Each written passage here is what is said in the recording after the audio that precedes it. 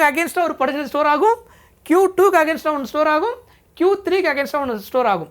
அது எல்லாத்தையும் சம் பண்ணிவிட்டு அதுக்கப்புறம் அது என்ன பண்ணணும், டோட்டல் கூட ஆட் பண்ணணும். U4 நம்ம கண்டுபிடிக்கும் போது when a charge Q is given to isolated conductor, its potential will change. Okay, ஒரு கண்டக்டார் இருக்குது, ஐசோலேட்டட் கண்டக்டார் இருக்குது, அதில் சம் அமௌண்ட் ஆஃப் சார்ஜ் நீங்கள் என்ன பண்ணுறீங்க, ஆட் பண்ணுறீங்க.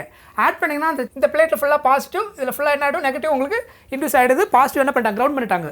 புரியுதா உங்களுக்கு? நம்ம சி டயக்ராம் பார்த்தோம் இல்லையா, அதுதான் இது. அந்த மாதிரி தான் இங்கே பண்ணியிருக்காங்க. இந்த மாதிரி ஃபுல்லாக பாசிட்டிவ், இதெல்லாம் நெகட்டிவ், இதை கிரவுண்ட் பண்ணிட்டாங்க.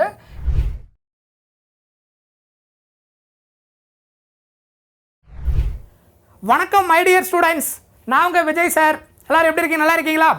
ஓகே, நம்ம சாப்டர் 1 ஆல்ரெடி நம்ம டிஸ்கஸ் பண்ணியிருக்கிறோம். என்சிஆர்டி கிளாஸ் 12 இருக்கிற chapter 1 electric charges and fields. அந்த சாப்டருக்கு இம்பார்ட்டன்ட் ஃபார்முலாஸ் அண்ட் அதை பேஸ் பண்ணி ஃபியூ ப்ராப்ளம்ஸ் நம்ம ஆல்ரெடி டிஸ்கஸ் பண்ணியிருக்கோம். Today we are going to discuss NCERT class 12 chapter 2 electrostatic potential and capacitance chapter. So நமக்கு நீட்டில் வந்து இது எலக்ட்ரோஸ்டாட்டிக்ஸ்ன்ற ஒரே ஹெட்டிங்கில் தான் இருக்கும். என்சிஆர்டியில் நமக்கு 2 ஹெட்டிங்காக இருக்கும். அதான் சாப்டர் 1 அண்ட் சாப்டர் 2 கிளாஸ் 12. ஓகேவா? ஸோ இந்த கிளாஸில் நம்ம டிஸ்கஸ் பண்ண போகிறது எலக்ட்ரோஸ்டாட்டிக் பொட்டென்ஷியல் அண்ட் கெப்பாசிட்டன்ஸ். இந்த சாப்டருக்கு இம்பார்ட்டன்ட் ஃபார்முலாஸ், அதை பேஸ் பண்ண ஃபியூ ப்ராப்ளம்ஸ், பர்டிகுலராக கெப்பாசிட்டன்ஸை பேஸ் பண்ண ஒரு மாடல் ப்ராப்ளம்ஸ் நான் உங்களுக்கு எக்ஸ்பிளைன் பண்ண போகிறேன். சரியா? வாங்க. ஸோ அவர் first heading is electric potential. Okay, இந்த எலக்ட்ரிக் பொட்டென்ஷியல்னால் என்ன அப்படின்றத நம்ம ஃபஸ்ட்டு டிஸ்கஸ் பண்ண போகிறோம். இப்போது சி ஒரு பாயிண்ட் கன்சிடர் பண்ணிக்கோங்க. This is point O. இங்கே நான் என்ன பண்ணுறேன், ப்ளஸ் Q அப்படின்ற ஒரு பாசிட்டிவ் சார்ஜை என்ன பண்ணுறேன், ப்ளேஸ் பண்ணுறேன். So plus Q positive charge வச்சிங்கன்னா இதை சுற்றி நமக்கு என்ன இருக்கும், எலக்ட்ரிக் ஃபீல்டு லைன்ஸ் இருக்குமா? கரெக்ட். இந்த மாதிரி எல்லா டைரக்ஷன்லையும் என்ன இருக்கும், நமக்கு எலக்ட்ரிக் ஃபீல்ட் லைன்ஸ் ப்ரொடியூஸ் ஆகும் டியூ டு சார்ஜினால. கரெக்டா? ரைட். இப்போ என்ன பண்ணுறோம் அப்படின்னா, consider any 2 point, any one electric field line. ஏதாவது ஒரு எலக்ட்ரிக் ஃபீல்டு லைனை கன்சிடர் பண்ணிக்கோங்க. அதில் ஒரு 2 பாயிண்ட்டை சூஸ் பண்ணிக்கோங்க. இந்த பாயிண்ட்டுக்கு A, இந்த பாயிண்ட்டுக்கு என்ன நேம் கொடுக்க போகிறேன், B அப்படி நேம் கொடுக்க போகிறேன். இங்கே +1 கூலும் சார்ஜ் எங்கே இருக்குது, பாயிண்ட் Aவில் இருக்குது. புரியுதா? இந்த +1 கூலும் சார்ஜை நான் என்ன பண்ண போகிறேன், Aவிலிருந்து Bன்ற பாயிண்ட்டுக்கு மூவ் பண்ண போகிறேன். கரெக்டாக? அப்போ Aவிலிருந்து Bன்ற பாயிண்ட்டுக்கு நீங்கள் மூவ் பண்ணும்போது ஆல்ரெடி இது என்ன charge, +Q positive charge. +1 coulomb also what, positive charge. Positive என்ன ஆகும், ரிப்பல்ஸ் ஆகும். ஆனாலும் நான் என்ன பண்ணுறேன், ரிப்பல்சிவ் ஃபோர்ஸுக்கு அகெயின்ஸ்டாக நான் என்ன பண்ணுறேன், இங்கேருந்து Aவிலிருந்து Bயோட டைரெக்ஷனுக்கு என்ன பண்ணுறேன், மூவ் பண்ணுறேன். அப்போ நான் சம் அமௌண்ட் ஆஃப் ஒர்க்கு பண்ணியிருக்கணும். கரெக்டாக? அந்த amount of work +1 coulomb charge some particular பாயிண்ட்ல இன்னொரு பாயிண்ட்டுக்கு நீங்கள் மூவ் பண்ணும்போது எவ்வளோ அமௌண்ட் ஆஃப் ஒர்க் பண்ணியிருக்கீங்களோ அதான் என்னது, potential difference. Okay, so see the point. Let a charge +Q placed at a point O. See the picture. Okay, so இங்கே +Q என்ன பண்ணியிருக்காங்க, பாயிண்ட் Oவில் பிளேஸ் பண்ணியிருக்காங்க. A and B are 2 points. A and B are 2 points in the electric field. இந்த line என்னது, electric field line. நான் last அந்த diagram சொன்னேன் இல்லையா? Right. when a unit positive charge is moved from A to B, unit positive charge, 1 coulomb of charge moved from A to B against the electric force. கரெக்டாக? ஏன்னா positive +Q +1 என்னது, positive சார்ஜ்னா என்ன ஆகும், repulsive force experience ஆகும். ஓகேவா? அப்போ அதுக்கு அகெயின்ஸ்டாக move பண்ணுறதுனால என்ன சொல்லியிருக்காங்க, அகெயின்ஸ்ட் த எலக்ட்ரிக் ஃபோர்ஸ். அப்போ என்ன நடந்திருக்கும் அப்படின்னா, work is done. This work is the potential difference between these 2 points. இந்த பாயிண்ட்லேருந்து Aவிலிருந்து Bக்கு நீங்கள் எவ்வளோ ஒர்க் பண்ணியிருக்கீங்களோ அது எதுக்கு ஈக்குவல், 1 கூலும் சார்ஜ் மூவ் பண்ணுறதுக்கு. That is what, potential difference. So அப்போ இதை எப்படி டிஃபைன் பண்ணலாம் அப்படின்னா, த potential difference okay between 2 points in an electric field is defined as the amount of work done in moving a unit positive charge. கரெக்டா? Unit positive charge Aவிலிருந்து Bக்கு move பண்ணுறோம். Unit positive charge from 1 point to the other, any point. இந்த distance எது வேணாலும் இருக்கலாம். ஒரு பாயிண்ட்லேருந்து இன்னொரு பாயிண்ட்டுக்கு மூவ் பண்ணுறோம். அந்த டிஸ்டன்ஸ் நம்ம என்ன எடுத்துக்கிறோம், small dx. Okay, so any point நீங்கள் மூவ் பண்ணலாம். அந்த பாயிண்ட் நான் ஒரு நேம் கொடுத்துருக்கேன், A and B, அவ்வளோதான். சரியா? Against the electric force, electric ஃபோர்ஸுக்கு அகெயின்ஸ்டாக நீங்கள் மூவ் பண்ணும்போது எவ்வளோ ஒர்க் நடந்திருக்கோ 1 கூலும் சார்ஜ் பண்ணும்போது, that is what, potential difference. So அது சிம்பிளாக நம்ம எப்படி சொல்லலாம் அப்படின்னா, dV, potential difference, dV equal to work done from A to B, A to B, that is called potential difference. So 1 coulomb charge கரெக்டா ஒரு particular பாயிண்ட்லேருந்து இன்னொரு பாயிண்ட்டுக்கு எலக்ட்ரிக் ஃபீல்டு பாசிட்டிவ் சார்ஜுக்கு அகெயின்ஸ்டாக நீங்கள் மூவ் பண்ணும்போது எவ்வளோ அமௌண்ட் ஆஃப் ஒர்க் நம்ம பண்ணியிருக்கோமோ that is called potential difference. புரிஞ்சுதா? Right. Next, the unit of potential difference is volt. So நம்ம சிம்பிளாக என்ன சொல்ல போகிறோம், V அப்படின்னு சொல்ல போகிறோம். Okay, V, the unit of potential difference வந்து வோல்ட். அதை நம்ம சிம்பிளாக Vன்னு ரெப்ரசன்ட் பண்ண போகிறோம். The potential difference between 2 points is 1 volt if 1 joule of work is done moving in 1 coulomb of charge from one point to another against the electric force. அதாவது என்ன சொல்ல வராங்கன்னா, 1 வோல்ட்ன்றது எதுக்கு ஈக்குவல் அப்படின்னா 1 ஜூல் பை 1 கூலும் அப்படின்னு சொல்கிறாங்க. புரியுதா உங்களுக்கு? 1 volt equal to 1 joule by 1 coulomb, equivalent unit. அதுதான் ஸ்டேட்மெண்ட்டாக சொல்லியிருக்கிறாங்க. ஓகேவா? Right. The electric potential in an electric field at a point defined as the amount of work done in moving a unit positive charge from infinity to that point against the electric forces. ஆக்சுவலாக இது என்னன்னா, இப்போ charge சுற்றி நமக்கு என்ன இருக்கும், electric field இருக்கும். கரெக்டாக? அந்த ஒரு எலக்ட்ரிக் ஃபீல்டு பாயிண்ட்லேயும் என்ன பொட்டென்ஷியல் இருக்கும் அப்படி அதை கால்குலேட் பண்ணுறது, அந்த கண்டுபிடிக்கிற அந்த டெஃபினேஷன் தான் இது. சரியா? ரைட்டு. உங்களோட டயக்ராம் வேணால் காமிக்கிறேன், உங்களுக்கு இன்னும் ஈஸியாக புரியும் அது. இப்போது இது வந்து அதே ப்ளஸ் கியூ சார்ஜ். ஓகேவா? இதை சுற்றி நமக்கு ஆல்ரெடி என்ன இருக்கும், எலக்ட்ரிக் ஃபீல்டு லைன் ப்ரொடியூஸ் ஆகிடும். ஓகே, இப்போ என்னென்னா +1 கூலும் பாசிட்டிவ் சார்ஜ் வந்து எவ்வளோ டிஸ்டன்ஸில் இருக்குன்னா, இங்கேருந்து லைக் இன்ஃபினிட்டி டிஸ்டன்ஸில் இருக்குது. ஓகேவா? எங்கே இருக்குது, ப்ளஸ் கியூ சார்ஜிலேருந்து +1 கூலும் சார்ஜ் வந்து இன்ஃபினிட்டின்ற ஒரு பாயிண்டில் இருக்குதுன்னு இமேஜின் பண்ணிட்டீங்கன்னா, this is infinity point. Okay, இந்த இன்ஃபினிட்டி பாயிண்ட்லேருந்து நீங்கள் ஒரு சார்ஜ் இங்கே மூவ் பண்ணிட்டு வந்தீங்கன்னா உங்களுக்கு என்ன வேல்யூ கிடைக்குதோ அதுதான் என்னது, +1 கூலும் சார்ஜை இன்ஃபினிட்டியிலேருந்து நீங்கள் எந்த பாயிண்ட்டுக்கு மூவ் பண்ணுறீங்களோ அந்த பாயிண்ட்டில் என்ன பொட்டென்ஷியல் இருக்கோ அதுதான் அதனுடைய பொட்டென்ஷியல். சொல்கிறது புரியுதா? கிளியர்? இப்போ இங்கே மூவ் பண்ணியிருந்தீங்கன்னா இன்ஃபினிட்டியிலேருந்து அந்த ஃபோர்ஸுக்கு அகேன்ஸ்டாக எவ்வளோ தூரம் நீங்கள் மூவ் பண்ணிட்டு வந்திருக்கீங்களோ அதான் என்னது, பொட்டென்ஷியல் அட் திஸ் பாயிண்ட். புரிஞ்சுதா? ஸோ அதை தான் ஆக்சுவலாக அவங்களை மென்ஷன் பண்ணியிருக்காங்க. திரும்ப அந்த பாயிண்ட்டை ரீட் பண்ணிங்கன்னா உங்களுக்கு கிளியராக புரியும். த electric potential in an electric field at a particular point is defined as amount of work done in moving a unit positive charge from infinity to that point against the electric forces. புரிஞ்சுதா? இதுதான் ஆக்சுவலாக பொட்டென்ஷியலோடைய meaning. புரிஞ்சுதா? Right. Next heading, relation between electric field and potential. Electric ஃபீல்டுக்கும் பொட்டென்ஷியலுக்கும் relation என்னன்றதை நம்ம பார்க்குறோம்.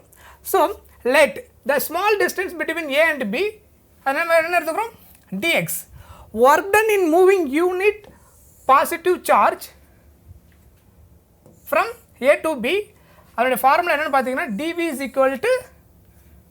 equal to what, E into dx. இதுதான் ஆக்சுவலாக அதோட ரிலேஷன். எலக்ட்ரிக் ஃபீல்டுக்கும் பொட்டென்ஷியலோட ரிலேஷன். ஒன் கூலும் சார்ஜ் நீங்கள் மூவ் பண்ணும்போது dv equal to E into dx அப்படின்னு கிடைக்கும். So the work has to be done against the force of repulsion in moving unit positive charge. ஓகேவா? ஸோ இங்கே என்னது, against the force of in moving unit positive charge towards the charge plus Q. Hence dv நம்ம என்னன்னு சொல்ல போகிறோம், -dv E into dx. dv equal to -E into dx because நம்ம கொடுக்குற அந்த ஒர்க்கு ஃபோர்ஸ் என்னது, against the charge plus Q and +1 coulomb. அதனால் ஓகேவா? இதிலிருந்து எலக்ட்ரிக் ஃபீல்டு நம்ம என்னன்னு சொல்லலாம், is equal to minus dV by dx. Okay, that is the relation between electric field and potential. The charge of potential with distance is known as potential gradient. Hence the electric field is equal to negative gradient potential. The dV is another gradient. Okay, differentiation. Okay, right.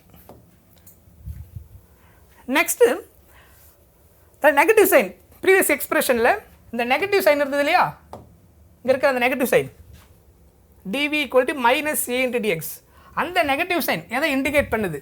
The negative sign indicates that the potential decreases in the direction of electric field. Okay, direction of electric field. The unit of electric intensity can also expressed as volt per meter. A volt per meter வருது இன்னொரு unit. Already நம்ம என்ன பார்த்துருக்கோம், electric ஃபீல்டோடைய SI unit என்னது Newton coulomb power -1. இன்னொரு formula எதை வச்சு சொல்லலாம்னா, இங்கே டிவியோட யூனிட் என்னது வோல்ட், டிஎக்ஸ்னா உங்களுக்கு என்னது மீட்டர். ஸோ வோல்ட் பர் மீட்டர்னு சொல்லலாம் by metre, otherwise what volt metre power -1. This also unit of electric field. Okay, right. Next, electric potential at a point due to point charge. ஒரு single point charge இருந்ததுன்னா அதை சுற்றி இருக்கிற அந்த potential electric potential கண்டுபிடிக்கிற formula பார்த்தீங்கன்னா V is equal to 1/4πε0 Q by R. Otherwise we can use V is equal to K Q by R, because 1/4πε0 நாட்டுக்கு பதிலாக நம்ம என்ன எழுதலாம், K எழுதலாம். கரெக்டா? So K Q by R. ஆக்சுவலாக எலக்ட்ரிக் ஃபீல்டுக்கு என்ன formula? What is electric field? K Q by R square. சரியா? பொட்டென்ஷியல் வரும்போது K Q divided by R மட்டும்தான் வரும். எலக்ட்ரிக் ஃபீல்டு வரும்போது K Q by R square வரும். புரிஞ்சுதா? ஸோ இந்த கேஸில் potential is what, inversely proportional to 1/R. Electric field inversely proportional to 1/R square. புரிஞ்சுதா? ஸோ இதில் R ஸ்கொயர் இருக்கும். This is inversely proportional R square, this inversely proportional to R. That is also other difference between electric field and potential. Okay, right. Next, electric potential at a point due to an electric dipole. So இது already நம்ம டைபோல்னா நமக்கு என்னன்னு தெரியும். What is dipole? What is dipole? Two equal and opposite charge plus q and minus q separated by some small distance. This is the center point. Okay, so the distance from the center here you consider d or a, whatever representation you can use. Okay, so this is center point. The total distance we can see 2d. Okay, this is called dipole. Two equal and opposite charges separated by a small distance is called dipole. So dipole irundha dipole moment irukuma. What is the direction of dipole moment? Dipole moment direction enna? Negative to positive. It is a vector quantity P vector. Correct? So P vector, dipole moment oda formula enadhu? P is equal to 2dq. okay, otherwise if you are using here it is a, இங்க a ன்னு use பண்ணீங்கன்னா என்ன இருக்கும், 2aq ன்னு use பண்ணிருப்போம். நான் இங்க d use பண்ணிருக்கேன். சரியா? Same meaning only. நீங்க ரெப்ரசன்டேஷன் எது வேணாலும் எடுத்துக்கலாம். So p is equal to 2d into q. அதோட direction negative to positive. That is a direction of what? Dipole moment. புரிஞ்சுதா? இப்போ நம்ம என்ன கால்குலேட் பண்ண போறோம் அப்படின்னா, இதான் டைபோல். ஓகே, ஹெட்டிங் என்ன கொடுத்துருக்கேன், electric potential at a point due to dipole. So ஒரு டைபோல் இருக்கும்போது எனி பாயிண்ட் நீங்கள் கன்சிடர் பண்ணுறீங்க, அந்த பர்டிகுலர் பாயிண்டில் வாட் இஸ் த பொட்டன்ஷியல் அதுதான் கால்குலேட் பண்ண போகிறோம். Okay, so consider this is point A, point B, minus q plus q separated by some distance, that is centre point d and d. இந்த point p இருக்கு இல்லையா, அதான் என்னது any point. இந்த particular பாயிண்ட்டில் நம்ம என்ன கால்குலேட் பண்ண போகிறோம், பொட்டன்ஷியல் கால்குலேட் பண்ண போகிறோம். ஃப்ரம் த சென்டர்லேருந்து டிஸ்டன்ஸ் இங்கே என்ன எடுத்துருக்குறாங்க, r. ஓகே, இதை வந்து ப்ளஸ் கியூலேருந்து அந்த பாயிண்ட் பியோட டிஸ்டன்ஸ் R1 ப்ளஸ் மைனஸ் கியூலேருந்து அதோட டிஸ்டன்ஸ் என்ன எடுத்திருக்காங்க R2. ஸோ அப்போ எவ்வளோ ஆங்கிளில் இது என்னது அந்த பாயிண்ட் வந்து லொக்கேட் ஆகிருக்கு. ஓகே, இது தீட்டா அப்படின்னா லீனியர் பேர் படிங்க என்ன ஒரு 180 மைனஸ் தீட்டா. புரியுதா? இது தீட்டானா டோட்டல் ஸ்ட்ரைட் லைன் என்ன ஒரு 180 டிகிரி. கரெக்டா? ஸோ அதனால் இது என்ன வரும் 180 மைனஸ் தீட்டா.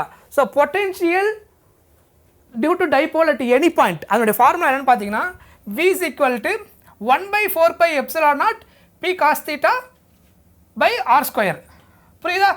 அதர்வைஸ் வேறு எப்படி இதை எழுதலாம் அப்படின்னா V is equal to K, correct, 1/4 pi epsilon naught பதிலாக என்ன எழுதலாம்னு சொல்லியிருந்தேன் K P cos theta divided by R square. புரியுதா? டைபோல் மொமெண்ட்டுக்கு நான் ப்ராப்ளம் சால்வ் பண்ணும்போது P வேல்யூவை டேரெக்டாக கொடுக்காம என்ன கொடுத்துருவாங்க distance between the dipole charge value கொடுத்துட்டாங்கன்னா அப்போ எப்படி கால்குலேட் பண்ணணும் அப்படின்னா இந்த ஃபார்முலா எக்ஸ்பேண்ட் பண்ணணும். பியோடைய வேல்யூ என்னன்னு கொடுத்துருக்குறேன் 2dq distance between the dipole into the value of charge, அதுக்கப்புறம் cos theta divided by R square. This also we can use. So this formula we can use when dipole moment is given directly அப்படின்னா. Okay, this formula we can use the distance between the dipole and the value of charge is given. So ரெண்டுமே equivalent formula தான் because the expression of dipole moment P is equal to 2dq. புரிஞ்சுதா? Good. Next cases. இங்க the potential due to dipole it depends on angle theta also. Okay, theta is the deciding factor. Theta also deciding factor. So இந்த theta value இருக்கு இல்லையா, இந்த theta value வந்து நீங்கள் on the ஆக்சிஸில் வச்சா என்ன நடக்கும், எக்ஸாக்டாக 90 டிகிரியில் வைக்கும் போது என்ன நடக்கும், இல்லை 180 டிகிரியில் வச்சிங்கன்னா என்ன நடக்கும், அதை தான் நம்ம 3 டிஃப்ரெண்ட் கேசஸாக பார்க்க போகிறோம். புரியுதா? So when the point P lies axial line dipole on the side plus q, dipole on the side plus q, then theta equal to 0 degree. இதோட மீனிங் என்னன்னா ஏன் தீட்டா 0 வருதுன்னு ஃபஸ்ட்டு செக் பண்ணிக்கங்க. இது என்ன சொல்லியிருக்காங்க, இது வந்து dipole. Okay, this is plus q, this is minus q, the whole distance is 2d. கரெக்டா? இது அதனுடைய centre point. Okay, suppose consider any point along this direction, இது ஆன் த ஆக்சிஸ். கரெக்டாக இது என்னது ஆன் த ஆக்சிஸ், இந்த point P on the ஆக்சிஸில் நீங்கள் வச்சிங்கன்னா தீட்டா நமக்கு என்ன கிடைக்கும் 0 டிகிரி. சொல்கிறது புரியுதா? Any point on the axis theta equal to இந்த எஃப்ல வரும்போது தீட்டா உங்களுக்கு என்ன வரும் 0 டிகிரி. ஏன்னா டைபோல் மொமெண்ட் உங்களுக்கு எந்த டைரக்ஷன் இருக்கும், ஆக்சுவலாக dipole moment minus q to plus q. கரெக்டாக dipole moment direction minus q2 plus q. இந்த இடத்துல எலக்ட்ரிக் ஃபீல்டோட டைரக்ஷன் உங்களுக்கு எந்த பக்கம் இருக்கும், இந்த பக்கம் இருக்கும். ஸோ எலக்ட்ரிக் ஃபீல்டும் டைபோலும் உங்களுக்கு எந்த பக்கம் இருக்கும், சேம் டைரக்ஷனில் இருந்துச்சுன்னா தீட்டா என்னன்னு அர்த்தம் 0 degree. So cos 0 value cos 0 degree equal to 1. கரெக்டா? இப்போ அந்த பாயிண்ட்டை ரீட் பண்ணுங்க. when the point P lies on the axial line the dipole on the side of what plus q டைரக்ஷனில் இருக்கும்போது அந்த நம்ம சூஸ் பண்ணுற பாயிண்ட்டு அந்த ஆக்சிஸில் ப்ளஸ் q டைரக்ஷனில் நீங்கள் சூஸ் பண்ணிங்கன்னா உங்களுக்கு தீட்டா என்ன கிடைக்கும் 0 டிகிரி கிடைக்கும். அதுக்கு ரீசன் என்ன, electric field and dipole moment both are in same direction. Both are in same டைரக்ஷன்னா theta equal to 0 degree, cos 0 equal to 1. அப்போ இந்த ஃபார்முலா சப்ஸ்டிட் பண்ணிங்கன்னா இதில் cos தீட்டா ஈக்குவல் டு 0ன்னு போட்டிங்கன்னா cos 0 என்ன ஆகிடும் 1ன்னு ஆகிடும். ஸோ இந்த formula is simply KP by R square. கரெக்டாக? கேவோட value 1/4 pi epsilon naught. Otherwise இந்த ஃபார்முலா சிம்பிளாக எப்படி எழுதலாம், KP by R ஸ்கொயர். புரிஞ்சுதா? தெளிவாக புரிஞ்சுதா? குட். நெக்ஸ்ட் செகண்ட் கேஸ் பாருங்க. when the point P lies, again இது என்னது axial line, the dipole on the side of minus q டைரக்ஷனில் எடுத்தீங்கன்னா then theta equal to 180 degree. So இது எப்படின்னா like okay dipole plus q, இங்கே minus q எடுத்துக்கோங்க. So ஏதாவது ஒரு பாயிண்ட் நீங்கள் கன்சிடர் பண்ணிக்கிறீங்க ஆன் த ஆக்சிஸில், இந்த பாயிண்ட் என்னென்னு எடுத்துக்கிறீங்க P. ஓகேவா? இப்போது எலக்ட்ரிக் ஃபீல்டு டைரக்ஷன் டைபோல் உங்களுக்கு என்ன இருக்கும் ஆப்போசிட் டைரக்ஷனில் இருக்கும். இந்த இடத்துல நமக்கு -q2 + q இல்லையா, this is the direction of dipole. இந்த கேஸில் எலக்ட்ரிக் ஃபீல்டு உங்களுக்கு எந்த பக்கம் இருக்கும், லைக் இந்த டைரக்ஷனில் இருக்கும். ஓகேவா, +q டைரக்ஷன் நீங்கள் ஒரு பாயிண்ட் ஆன் த ஆக்சிஸில் சூஸ் பண்ணிங்கன்னா எலக்ட்ரிக் ஃபீல்டு எந்த டைரக்ஷனில் இருக்கும், உங்களுக்கு டைபோல் மொமெண்ட்டுக்கு ஆப்போசிட் டைரக்ஷனில் இருக்கும். அப்போது E vector P vector both are in what opposite direction. E vector இப்படி இருக்கு, P vector இப்படி இருந்துச்சுன்னா theta equal to என்ன அர்த்தம் 180 degree. Two vectors in opposite direction, the angle is what 180 degree. So what is cos 180? Cos 180 degree equal to -1. So -1 வந்தா உங்களுக்கு answer இப்போ எப்படி மாறிடும், cos 180 -1 னா so V is equal to minus kp by r square. கரெக்டா 1/4 epsilon naught க்கு பதிலா என்ன போட்டுக்கலாம், kp by r square. Negative எதனால வந்தது, because of theta equal to 180 degree, cos 180 equal to -1. அதனால you will get V is equal to minus p by 4 epsilon naught r square. Next third case. இந்த third case எப்படி வந்திருக்கு பாருங்க. third case வந்து அதே dipole plus q minus q, okay, same 2D distance, this is the direction of dipole. இப்போ என்ன பண்ணுறோம், நம்ம டைரெக்டாக ஈக்குட்டோரியல் பிளேனில் நம்ம என்ன பண்ணுறோம், ஒரு பாயிண்ட்டை கன்சிடர் பண்ணுறோம். இந்த லைனுக்கு என்னது ஈக்குட்டோரியல் பிளேன். இப்போ இங்கே தீட்டா ஈக்குவல் டு என்ன இருக்கும்னா எக்ஸாக்டாக என்ன இருக்கும் 90 டிகிரி. ஓகேவா, ஸோ எக்ஸாக்டாக தீட்டா 90 இருக்கும்போது what is the potential due to dipole அப்படின்னு கேட்குறாங்க.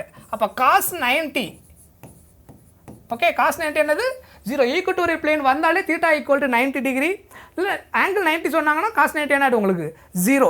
அப்போ cos 90 0னா there is no potential, okay, அந்த ஈக்குட்டோரியல் பாயிண்ட். நீங்கள் இதில் எந்த பாயிண்ட்டை சூஸ் பண்ணிங்கனாலும் உங்களுக்கு என்ன கிடைக்கும், பொட்டென்ஷியல் 0 தான் கிடைக்கும், because theta equal to 90 degree. Got it. So இதுதான் இந்த 3 கேசஸ். ஸோ ஃபஸ்ட் கேஸ் வந்து என்ன கொடுத்துருந்தேன், ஆன் த ஆக்சிஸ் சூஸ் பண்ண பாயிண்ட்டு ப்ளஸ் கியூவோட டைரக்ஷனில் சூஸ் பண்ணியிருந்தீங்கன்னா P vector and E vector ரெண்டுமே உங்களுக்கு என்ன இருந்திருக்கும், சேம் டைரக்ஷனில் இருக்கும், theta 0 degree. Then potential V is equal to p by 4 epsilon naught r square. Second கேஸும் ஆன் த ஆக்சிஸ் தான், பட் மைனஸ் கியூவோட டைரக்ஷனில் நீங்கள் அந்த பாயிண்ட்டை சூஸ் பண்ணிங்கன்னா electric field and dipole moment E vector and P vector opposite direction, that is anti parallel இருந்திருக்கும். Then theta equal to 180 degree. Then third case is what, equatorial line. So நம்ம ஒரு equatorial லைனை choose பண்ணும்போது theta 90 டிகிரியாக இருக்கும். அதில் நீங்கள் எந்த பாயிண்ட்டை சூஸ் பண்ணிங்கனாலும் பொட்டென்ஷியல் பிகம்ஸ் 0. புரிஞ்சுதா, right. Next electric potential energy. Next நம்ம பார்க்க போகிறது எலக்ட்ரிக் பொட்டென்ஷியல் எனர்ஜி.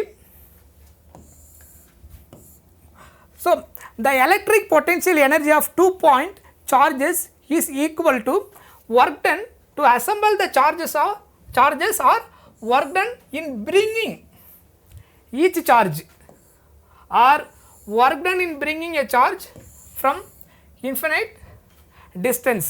So இது என்ன மீனிங் அப்படின்னா, see இங்கே ஆல்ரெடி ஒரு சார்ஜ் இருக்குன்னு வச்சுக்கோங்க. இது வந்து ப்ளஸ் க்யூன்னு ஒரு சார்ஜ் இருக்குது. நம்ம என்ன பண்ணுறோம் அப்படின்னா இதை Q1ன்னு எடுத்துப்போம். இது Q1 plus Q or minus Q, what are the charges, okay. Q1ன்னு ஒரு சார்ஜ் இருக்குது.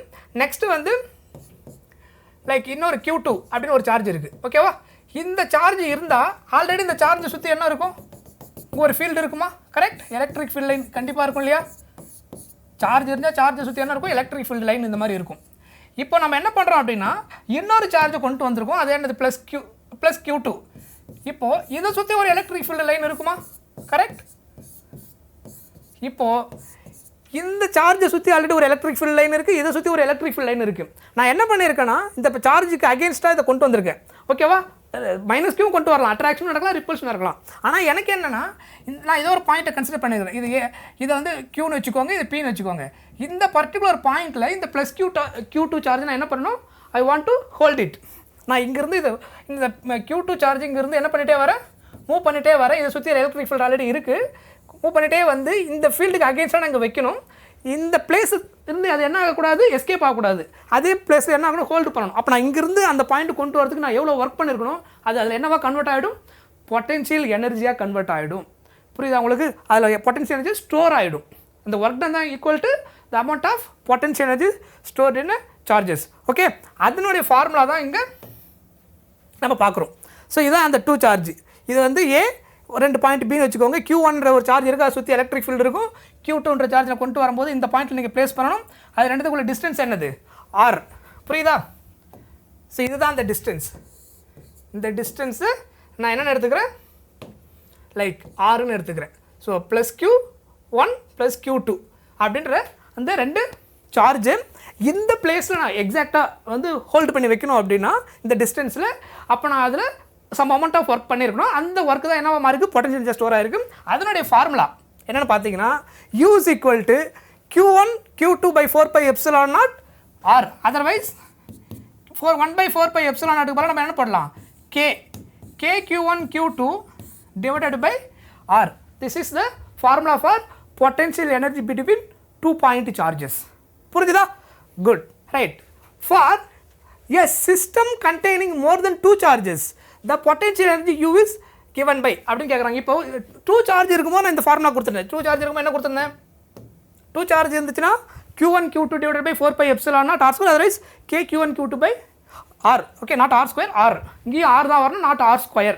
Okay, Q1 Q2 by 4 pi epsilon naught R. Don't put R square. புரிஞ்சுதா? எலக்ட்ரிக் ஃபீல்டுக்கும் ஃபோர்ஸுக்கும் தான் நமக்கு என்ன வரும், டினாமினேட்டரில் R square வரும். ஓகே, இப்போ மோர் தென் 2 சார்ஜஸ் இருந்தால் how to calculate total electric field. Okay, இப்போது கன்சிடர் பண்ணிக்கோங்க சம் சார்ஜ். இது வந்து Q1 அப்படின்னு ஒரு சார்ஜ் இருக்குது. இந்த சார்ஜை நான் வந்து என்ன பண்ணலாம், எங்கே வேணாலும் ப்ளேஸ் பண்ணலாம். Because there is no any other charges already present. ஏன்னா ஆல்ரெடி ஒரு சார்ஜ் ப்ரெசென்ட் ஆயிருந்தால் அதை சுற்றி ஒரு எலக்ட்ரிக் ஃபீல்டு இருக்கும். நான் இன்னொரு சார்ஜை கொண்டு வரும்போது both are experiences some force. அது அட்ராக்டிவாக இருக்கலாம், ரிப்பல்சிவாக இருக்கலாம், depends on the sign of the charge. Okay, right. இப்போ நான் Q1 ஒரு சார்ஜை வைக்கிறதுக்கு நம்ம ஐ கேன் பிளேஸ் எனிவேர். நான் Q1 இங்கே வைக்கலாம், இல்லை இங்கே வைக்கலாம், வேர் எவர் ஐ லைக், எங்கே வேணாலும் வைக்கலாம். புரியுதா? எனக்கு எந்த இடம் பிடிச்சிருக்கோ அங்கே வேணாலும் வைக்க முடியும். ரைட். நெக்ஸ்ட்டு இப்போ நான் என்ன பண்ண போகிறேன் அப்படின்னா இன்னொரு சார்ஜை கொண்டு வர போகிறேன். ஓகேவா? அந்த இன்னொரு சார்ஜ் என்னென்னா லைக் நான் இப்போ இங்கே கொண்டு வரேன். அந்த சார்ஜ் என்னது, Q2. இப்போ Q1 இருக்கும்போது அதை சுற்றி எலக்ட்ரிக் ஃபீல்டு இருந்தது, Q2 இருக்கும்போது அதை சுற்றி என்ன இருக்கும், எலக்ட்ரிக் ஃபீல்டு இருக்கும். கரெக்டாக? இதை சுற்றி ஒரு எலக்ட்ரிக் ஃபீல்டு இருக்கும், இதை சுற்றி ஒரு எலக்ட்ரிக் ஃபீல்டு இருக்கும். நான் இந்த இடத்துல இந்த சார்ஜை ஹோல்டு பண்ணணும்னா இது ரெண்டுத்துக்குள்ளே ஒரு டிஸ்டன்ஸ் எடுக்கிறேன். அந்த டிஸ்டன்ஸ் நான் என்ன நேம் கொடுக்குறேன், R12. சார்ஜ் 1 அண்டு சார்ஜ் 2க்குள்ள டிஸ்டன்ஸுன்றதுக்காக நான் என்ன நேம் கொடுக்குறேன், R12. ஸோ Q1 Q2ன்ற 2 சார்ஜ் நான் எப்படி ப்ளேஸ் பண்ணிட்டேன். அடுத்து நான் என்ன பண்ணுறேன் அப்படின்னா தேர்ட் சார்ஜ் கொண்டு வரேன். ஓகே, தேர்ட் சார்ஜை கொண்டு வரும்போது என்ன ஆகுது, இது Q3 அப்படின்னு இன்னொரு சார்ஜ் நான் என்ன பண்ணியிருக்கேன், கொண்டு வந்திருக்கிறேன். இப்போ Q3ன்ற சார்ஜ் நான் கொண்டு வரும்போது ஆல்ரெடி இதை சுற்றி ஒரு எலக்ட்ரிக் ஃபீல்டு இருக்குது, இதை சுற்றி ஒரு எலக்ட்ரிக் ஃபீல்டு இருக்குது. இது ரெண்டுத்துக்கு அகேன்ஸ்டாக நான் என்ன பண்ணி ஆகணும், இப்போது ஒர்க் பண்ணி ஆகணும். சொல்கிறது புரியுதா? Q1 இனிஷியலாக நான் எங்கே வேணாலும் ப்ளேஸ் பண்ணலாம். Because there is no any other external force or external field. Okay, any other external field already இல்லை. அதனால் எனக்கு எந்த ஒரு ஃபோர்ஸும் எக்ஸ்பீரியன்ஸ் ஆகாது. எதுக்கும் அகேன்ஸ்டாக நான் ஒர்க் பண்ண தேவையில்லை. ஆனால் நான் Q2 கொண்டு வரும்போது Q1 சார்ஜ் ஆல்ரெடி ஒரு பாயிண்ட்டில் ப்ளேஸ் பண்ணிட்டேன். லைக் அந்த பாயிண்ட்டை ஏன்னு வச்சுக்கிட்டிங்கன்னா இது A, B, இது C. ஓகே, B சார்ஜை கொண்டு வரும்போது இதுக்கு அகேன்ஸ்டாக நான் என்ன பண்ணியிருக்கேன், இந்த சார்ஜை கொண்டு வரேன்.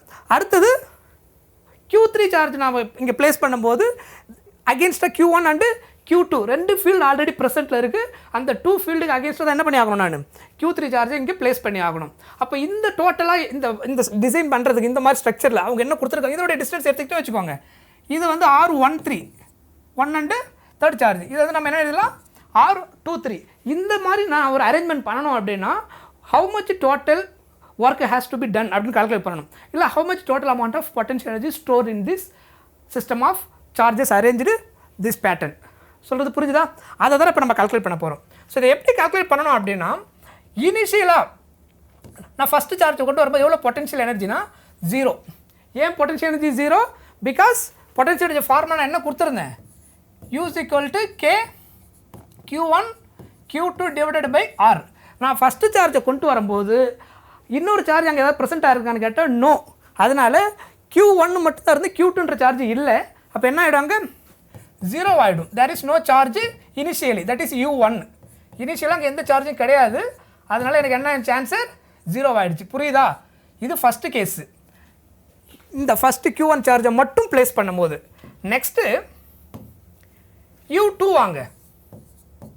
செகண்ட் சார்ஜ் நான் கொண்டு வரேன், Q2 சார்ஜ் நான் கொண்டு வரும்போது என்ன நடந்திருக்கு, U is equal to K Q1 Q2 by distance என்னது இப்போ வந்துருக்குது R12. புரியுதா, நான் இங்கே எங்கேயுமே R இருக்காது. ஏன், there is no potential energy between any two charges. Single charge இருக்கிறதுனால அங்கே எந்த ப்ராப்ளமும் இல்லை. அதனால் U என்ன ஆயிடுச்சு, ஃபஸ்ட்டு கேஸுக்கு 0 ஆயிடுச்சு. செகண்ட் கேஸுக்கு K Q1 Q2 divided by the distance is R12. புரியுதா, that is the potential energy stored Q2 சார்ஜை ப்ளேஸ் பண்ணும்போது.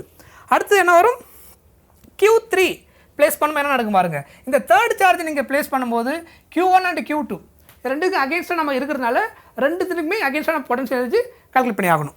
Okay right. இப்போது பொட்டன்ஷியல் எனர்ஜி ஸ்டோர் இன் 3 என்னன்னு பார்த்தீங்கன்னா, ஃபஸ்ட்டு இது K Q1 அண்டு Q3 divided by the distance is what R13. 2 point charge இருந்தால் அது ரெண்டுத்துக்கு நடுவில் பொட்டன்ஷியல் ஸ்டோர் ஆகிற ஃபார்முலா தான் என்னது, K Q1 Q2 by R2 சொல்லியிருந்தேன். இந்த கேஸில் Q1 Q3 by what R13. புரியுதா, ப்ளஸ் அதுக்கப்புறம் இந்த சார்ஜ் அகேன்ஸ்டாக இன்னொன்று இருக்கு இல்லையா, Q2க்கும் Q3க்கும்.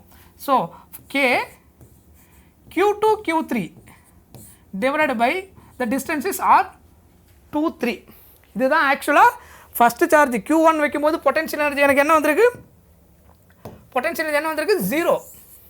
செகண்ட் ஒன் வைக்கும்போது எனக்கு என்ன வந்திருக்குது, எவ்வளோ பொட்டன்ஷியல் ஸ்டோர் ஆகிருக்குது, K Q1 Q2 by what R12. Q3 வைக்கும்போது எவ்வளோ பொட்டன்ஷியல் எனர்ஜி ஸ்டோர் ஆகிருக்கு, K Q1 Q3 by R13 plus K Q2 Q3 by R23. Then what is the total potential energy stored in this case? அதை தான் நம்ம calculate பண்ணணும். Okay, so அதை எப்படி calculate பண்ணணும் அப்படின்னா, total potential U is equal to U1 plus U2 plus U3. U1 நமக்கு என்னது 0, கரெக்டாக, U1 வந்து 0, U1 0. U2 என்ன வந்திருக்குது, K Q1 Q2 by R12. So K Q1 Q2 by R12. What about third, U3, K Q1 Q3 by R13, K Q1 Q3 by R13 plus K Q2 Q3 by R23. கரெக்டா, K Q2 Q3 by R23. இது எல்லாத்தையும் நீங்கள் add பண்ணிங்கன்னா the total potential energy stored in that arrangement. ஓகேவா, இதுதான் என்னது system of charges சொல்லுவோம். இதில் எதெல்லாம் காமன் வேல்யூஸ் இருக்குது பாருங்கள். இதில் எதை காமனாக எடுத்தோன்னா K காமன் எல்லா கேஸ்லேயும், மற்றபடி ரிமைனிங் எதுவுமே காமனாக எடுக்க முடியாது. ஸோ கேவை காமனாக எடுத்துட்டிங்கன்னா Q1 Q2 by R12 plus Q1 Q3 by R13 plus Q2 Q3 by R23. புரியுதா, இப்போ இது மாதிரி 4 5 எவ்வளோ சார்ஜஸ் வந்தாலும் இதுதான் பேட்டர்ன். ஃபஸ்ட்டு சார்ஜ் அப்புறம் செகண்ட் சார்ஜ் வரும்போது அகேன்ஸ்டாக தேர்ட். இப்போ சப்போஸ் ஃபோர்த் ஒன்று வந்துருந்தால் என்ன இருக்கும், இந்த கேஸில் லைக் ஃபோர்த்து சார்ஜ் ஒன்று இங்கே கொண்டு வந்திருந்தீங்கன்னா, இன்கேஸ் இங்கே கொண்டு வந்திருந்தீங்கன்னா, இப்போ இந்த ஃபோர்த்து சார்ஜ் Q4 வைக்கும்போது Q1க்கு அகேன்ஸ்டாக ஒரு பொட்டன்ஷியல் ஸ்டோர் ஆகும், Q2க்கு அகேன்ஸ்டாக ஒன்று ஸ்டோர் ஆகும், Q3க்கு அகேன்ஸ்டாக ஒன்று ஸ்டோர் ஆகும். அது எல்லாத்தையும் சம் பண்ணிவிட்டு அதுக்கப்புறம் அதை என்ன பண்ணணும், டோட்டல் கூட ஆட் பண்ணணும். U4 நம்ம கண்டுபிடிக்கும் போது அந்த 3 சார்ஜஸுக்கான பொட்டன்ஷியல் எனர்ஜி கால்குலேட் பண்ணி ஆட் பண்ணால் தான் U4 கிடைக்கும். ஸோ டோட்டலாக ஃபஸ்ட்லேருந்து எல்லாத்தையும் ஆட் பண்ணால் என்ன கிடைக்கும், the total potential energy stored in 4 charges. ஓகேவா, இதுதான் system of charges. More then 2 charges வரும்போது கால்குலேட் பண்ணுற மெத்தட். புரிஞ்சுதா? ஓகே, வாங்க அடுத்த ஹெட்டிங் போயிடலாம். Right, next potential energy in an external field. ஆக்சுவலாக இந்த கேஸ் என்னென்னு பார்த்தீங்கன்னா, ஃபார்முலா இந்த விக்கும் யூக்குள்ள ரிலேஷன் இது, U is equal to Q into V. புரியுதா உங்களுக்கு? எக்ஸ்டர்னல் பொட்டன்ஷியல் கொடுத்துட்டு பொட்டன்ஷியல் எனர்ஜி கால்குலேட் பண்ணோம்னா the formula U is equal to QV. போன கேஸில் U வந்து 2 point charges, Q1 Q2 2 point charges இருந்தால் அந்த பொட்டன்ஷியல் எனர்ஜி ஸ்டோர் ஆன ஃபார்முலா தான் என்னது, U is equal to K Q1 Q2 by Rன்னு பார்த்தோம். இது என்னென்னா ஆல்ரெடி ஒரு பொட்டன்ஷியல் இருக்குது, எக்ஸ்டர்னல் ஃபீல்டு இருக்குது, அப்போ ஒரு Q சார்ஜை கொண்டு வந்தீங்கன்னா அதில் ஸ்டோர் ஆக பொட்டன்ஷியல் கால்குலேட் பண்ணுறது. அதான் U is equal to Q into V of R. Rன்றது எந்த பொசிஷனில் வைக்கிறோமோ அதுக்கேற்ற மாதிரி potential energy store also differ ஆகிருக்கும். ஓகே, இங்கே பாருங்கள், இப்போது இது ஒரு ஃபீல்டு ஆல்ரெடி இருக்குன்னு வச்சுக்கோங்க. இந்த இடத்துல ஆல்ரெடி வின்ற ஒரு பொட்டன்ஷியல் இருக்குது, V of R. Any point நீங்கள் சூஸ் பண்ணுற பாயிண்ட்டுக்கு ஏற்ற மாதிரி அது டிஃபர் ஆகும். அதனால் அது என்ன எடுத்துக்கிறோம் V of R. இதுதான் என்னது எக்ஸ்டர்னல் ஃபீல்டு. இந்த ஆல்ரெடி எலக்ட்ரிக் ஃபீல்டு இங்கே இருக்குது, இது வந்து external electric field. External electric field. So இந்த எக்ஸ்டர்னல் எலக்ட்ரிக் ஃபீல்டு இதில் இருக்கிற ஒரு பாயிண்ட்லும் பொட்டன்ஷியல் டிஃபர் ஆகும். அதை என்ன சொல்லுது V of R. ஆர்ன்றது டிபெண்ட்ஸ் ஆன் த டிஸ்டன்ஸ், அதனால் அந்த வேல்யூ சேஞ்ச் ஆகும். இப்போ நான் என்ன பண்ணுறேன்னா ப்ளஸ் க்யூன்னு ஒரு சார்ஜ் எடுத்தால் நீங்கள் என்ன பண்ண போகிறேன் இப்படி வச்சுக்கிறேன். இல்லை ப்ளஸ் க்யூக்கு பதிலாக நம்ம Q1ன்னு வச்சுக்கலாம். ஓகே, இங்கே Q1ன்னு ஒரு சார்ஜ் நீங்கள் ப்ளேஸ் பண்ணுறீங்க. இந்த இடத்துல பொட்டன்ஷியல் நான் என்ன எடுத்துக்கிறேன் V of R1 எடுத்துக்கிறேன் இந்த பாயிண்டில். ஏன்னா இந்த பாயிண்டில் potential already present because external field already present in this case. போன கேஸில் there is no external field. Q1 charge நம்ம எங்கே வேணாலும் ப்ளேஸ் பண்ணலாம், நமக்கு அங்கே எக்ஸ்டர்னல் ஃபீல்டு இல்லாமல் இருந்தது. இங்கே எக்ஸ்டர்னல் ஃபீல்டு ப்ரெசென்ட் ஆகிருக்கிறதுனால Q1 நீங்கள் ப்ளேஸ் பண்ணும்போது என்ன இருக்கும் பொட்டன்ஷியல் எனர்ஜி ஸ்டோர் ஆகும். ஸோ இந்த கேஸில் வாட் இஸ் U1? U1 என்னது Q1 into V of R1. சொல்கிறது புரியுதா? எக்ஸ்டர்னல் ஃபீல்டு இருக்கும்போது பொட்டன்ஷியல் எனர்ஜி ஃபார்முலா என்ன கொடுத்துருந்தேன், U is equal to the charge into Q into V of R. Okay, Q into V of R1. Q1 வச்சா V of R1. இப்போ இன்னொரு சார்ஜை கொண்டு வரீங்க. ஓகே, இது என்னது Q2.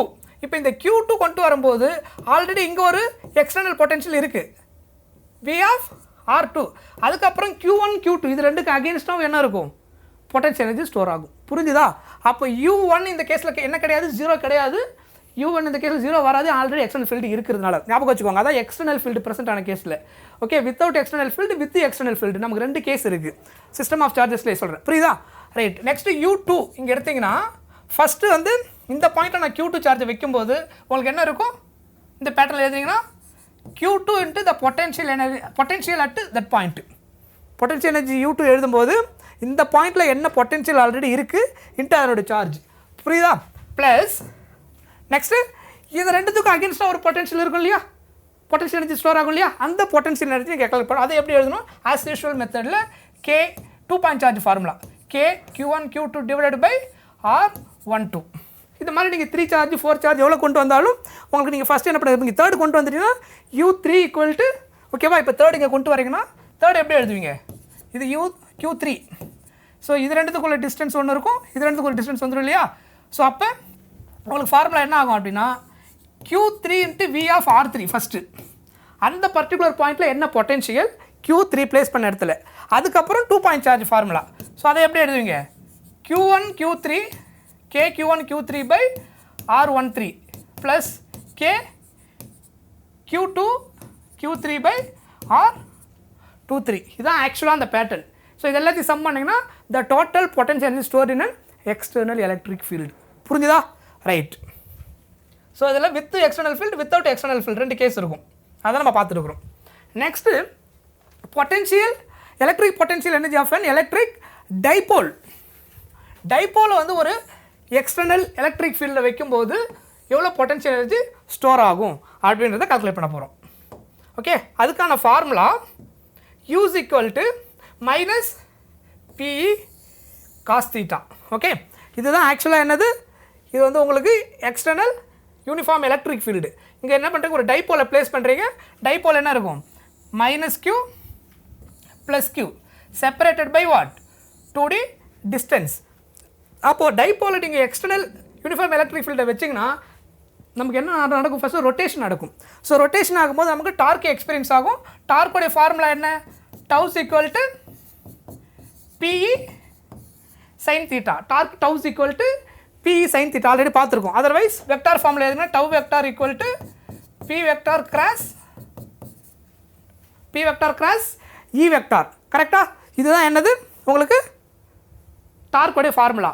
இந்த கேஸில் எவ்வளோ பொட்டன்ஷியல் எனர்ஜி ஸ்டோர் ஆகும் அப்படின்னு கேட்டிருந்தாங்கன்னா டைபோல் கேஸில் எக்ஸ்டர்னல் யூனிஃபார்ம் எலக்ட்ரிக் ஃபீல்டு வைக்கும்போது மைனஸ் PE காஸ் தீட்டா எவ்வளோ ரொட்டேஷன் நடந்திருக்கோ அதுக்கு ஏற்ற மாதிரி potential energy zero means answer கிடைக்கும். இந்த தீட்டா வந்து 90 டிகிரியாக இருந்தால் உங்களுக்கு காஸ் 90 ஜீரோவாக ஆகிடும். தென் U equal to what 0. Theta ஜீரோவாக இருந்தால் மைனஸ் PE, தீட்டா 180 இருந்தால் ப்ளஸ் PE. கரெக்டு தானே? கரெக்டாக இல்லையா?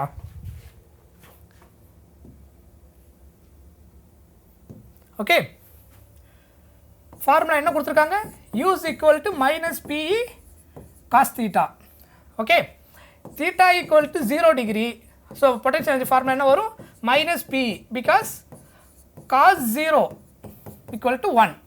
Next theta equal to 180 degree.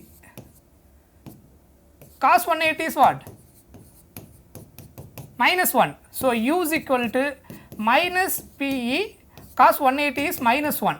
If you substitute 180 degree in this formula, that is minus 1. So you will get what? PE. Then theta equal to 90 degree. So U is equal to what is cos 90? 0. Correct? So உங்களுக்கு U என்ன ஆயிடும் 0 ஆயிடும் because cos 90 0 ஆகுறனால potential energy என்ன ஆயிடும் 0. புரியுதா? இது different cases. உங்களுக்கு theta பர்டிகுலராக 0 180 90 ஃப்ரீக்வெண்ட்டாக இந்த சாப்டர் அடிக்கடி யூஸ் ஆகும். அந்த வேல்யூஸ் ஞாபகம் வச்சுக்கோங்க. 180 cos 180 minus 1 அது மட்டும் ஞாபகம் வச்சுக்கோங்க. 0 90 உங்களுக்கு ஆல்ரெடி தெரிஞ்சிருக்கும். கரெக்டா? ரைட். Next equipotential surface. இந்த equipotential surface அப்படின்னா என்னன்னா if all the points of a surface are at same electric potential then the surface is called equipotential surface. அப்படின்னா என்னன்னா லிசன், இது வந்து ஒரு ப்ளஸ் q சார்ஜ், ஒரு பாயிண்ட் சார்ஜ் இமேஜின் பண்ணிக்கோங்க. நம்ம கையில் ஒரு பாயிண்ட் சார்ஜ் இப்படி இருந்துச்சுன்னா அதை சுற்றி என்ன ஆகும், எலக்ட்ரிக் ஃபீல்ட் லைன்ஸ் வந்து ப்ரொடியூஸ் ஆகும்.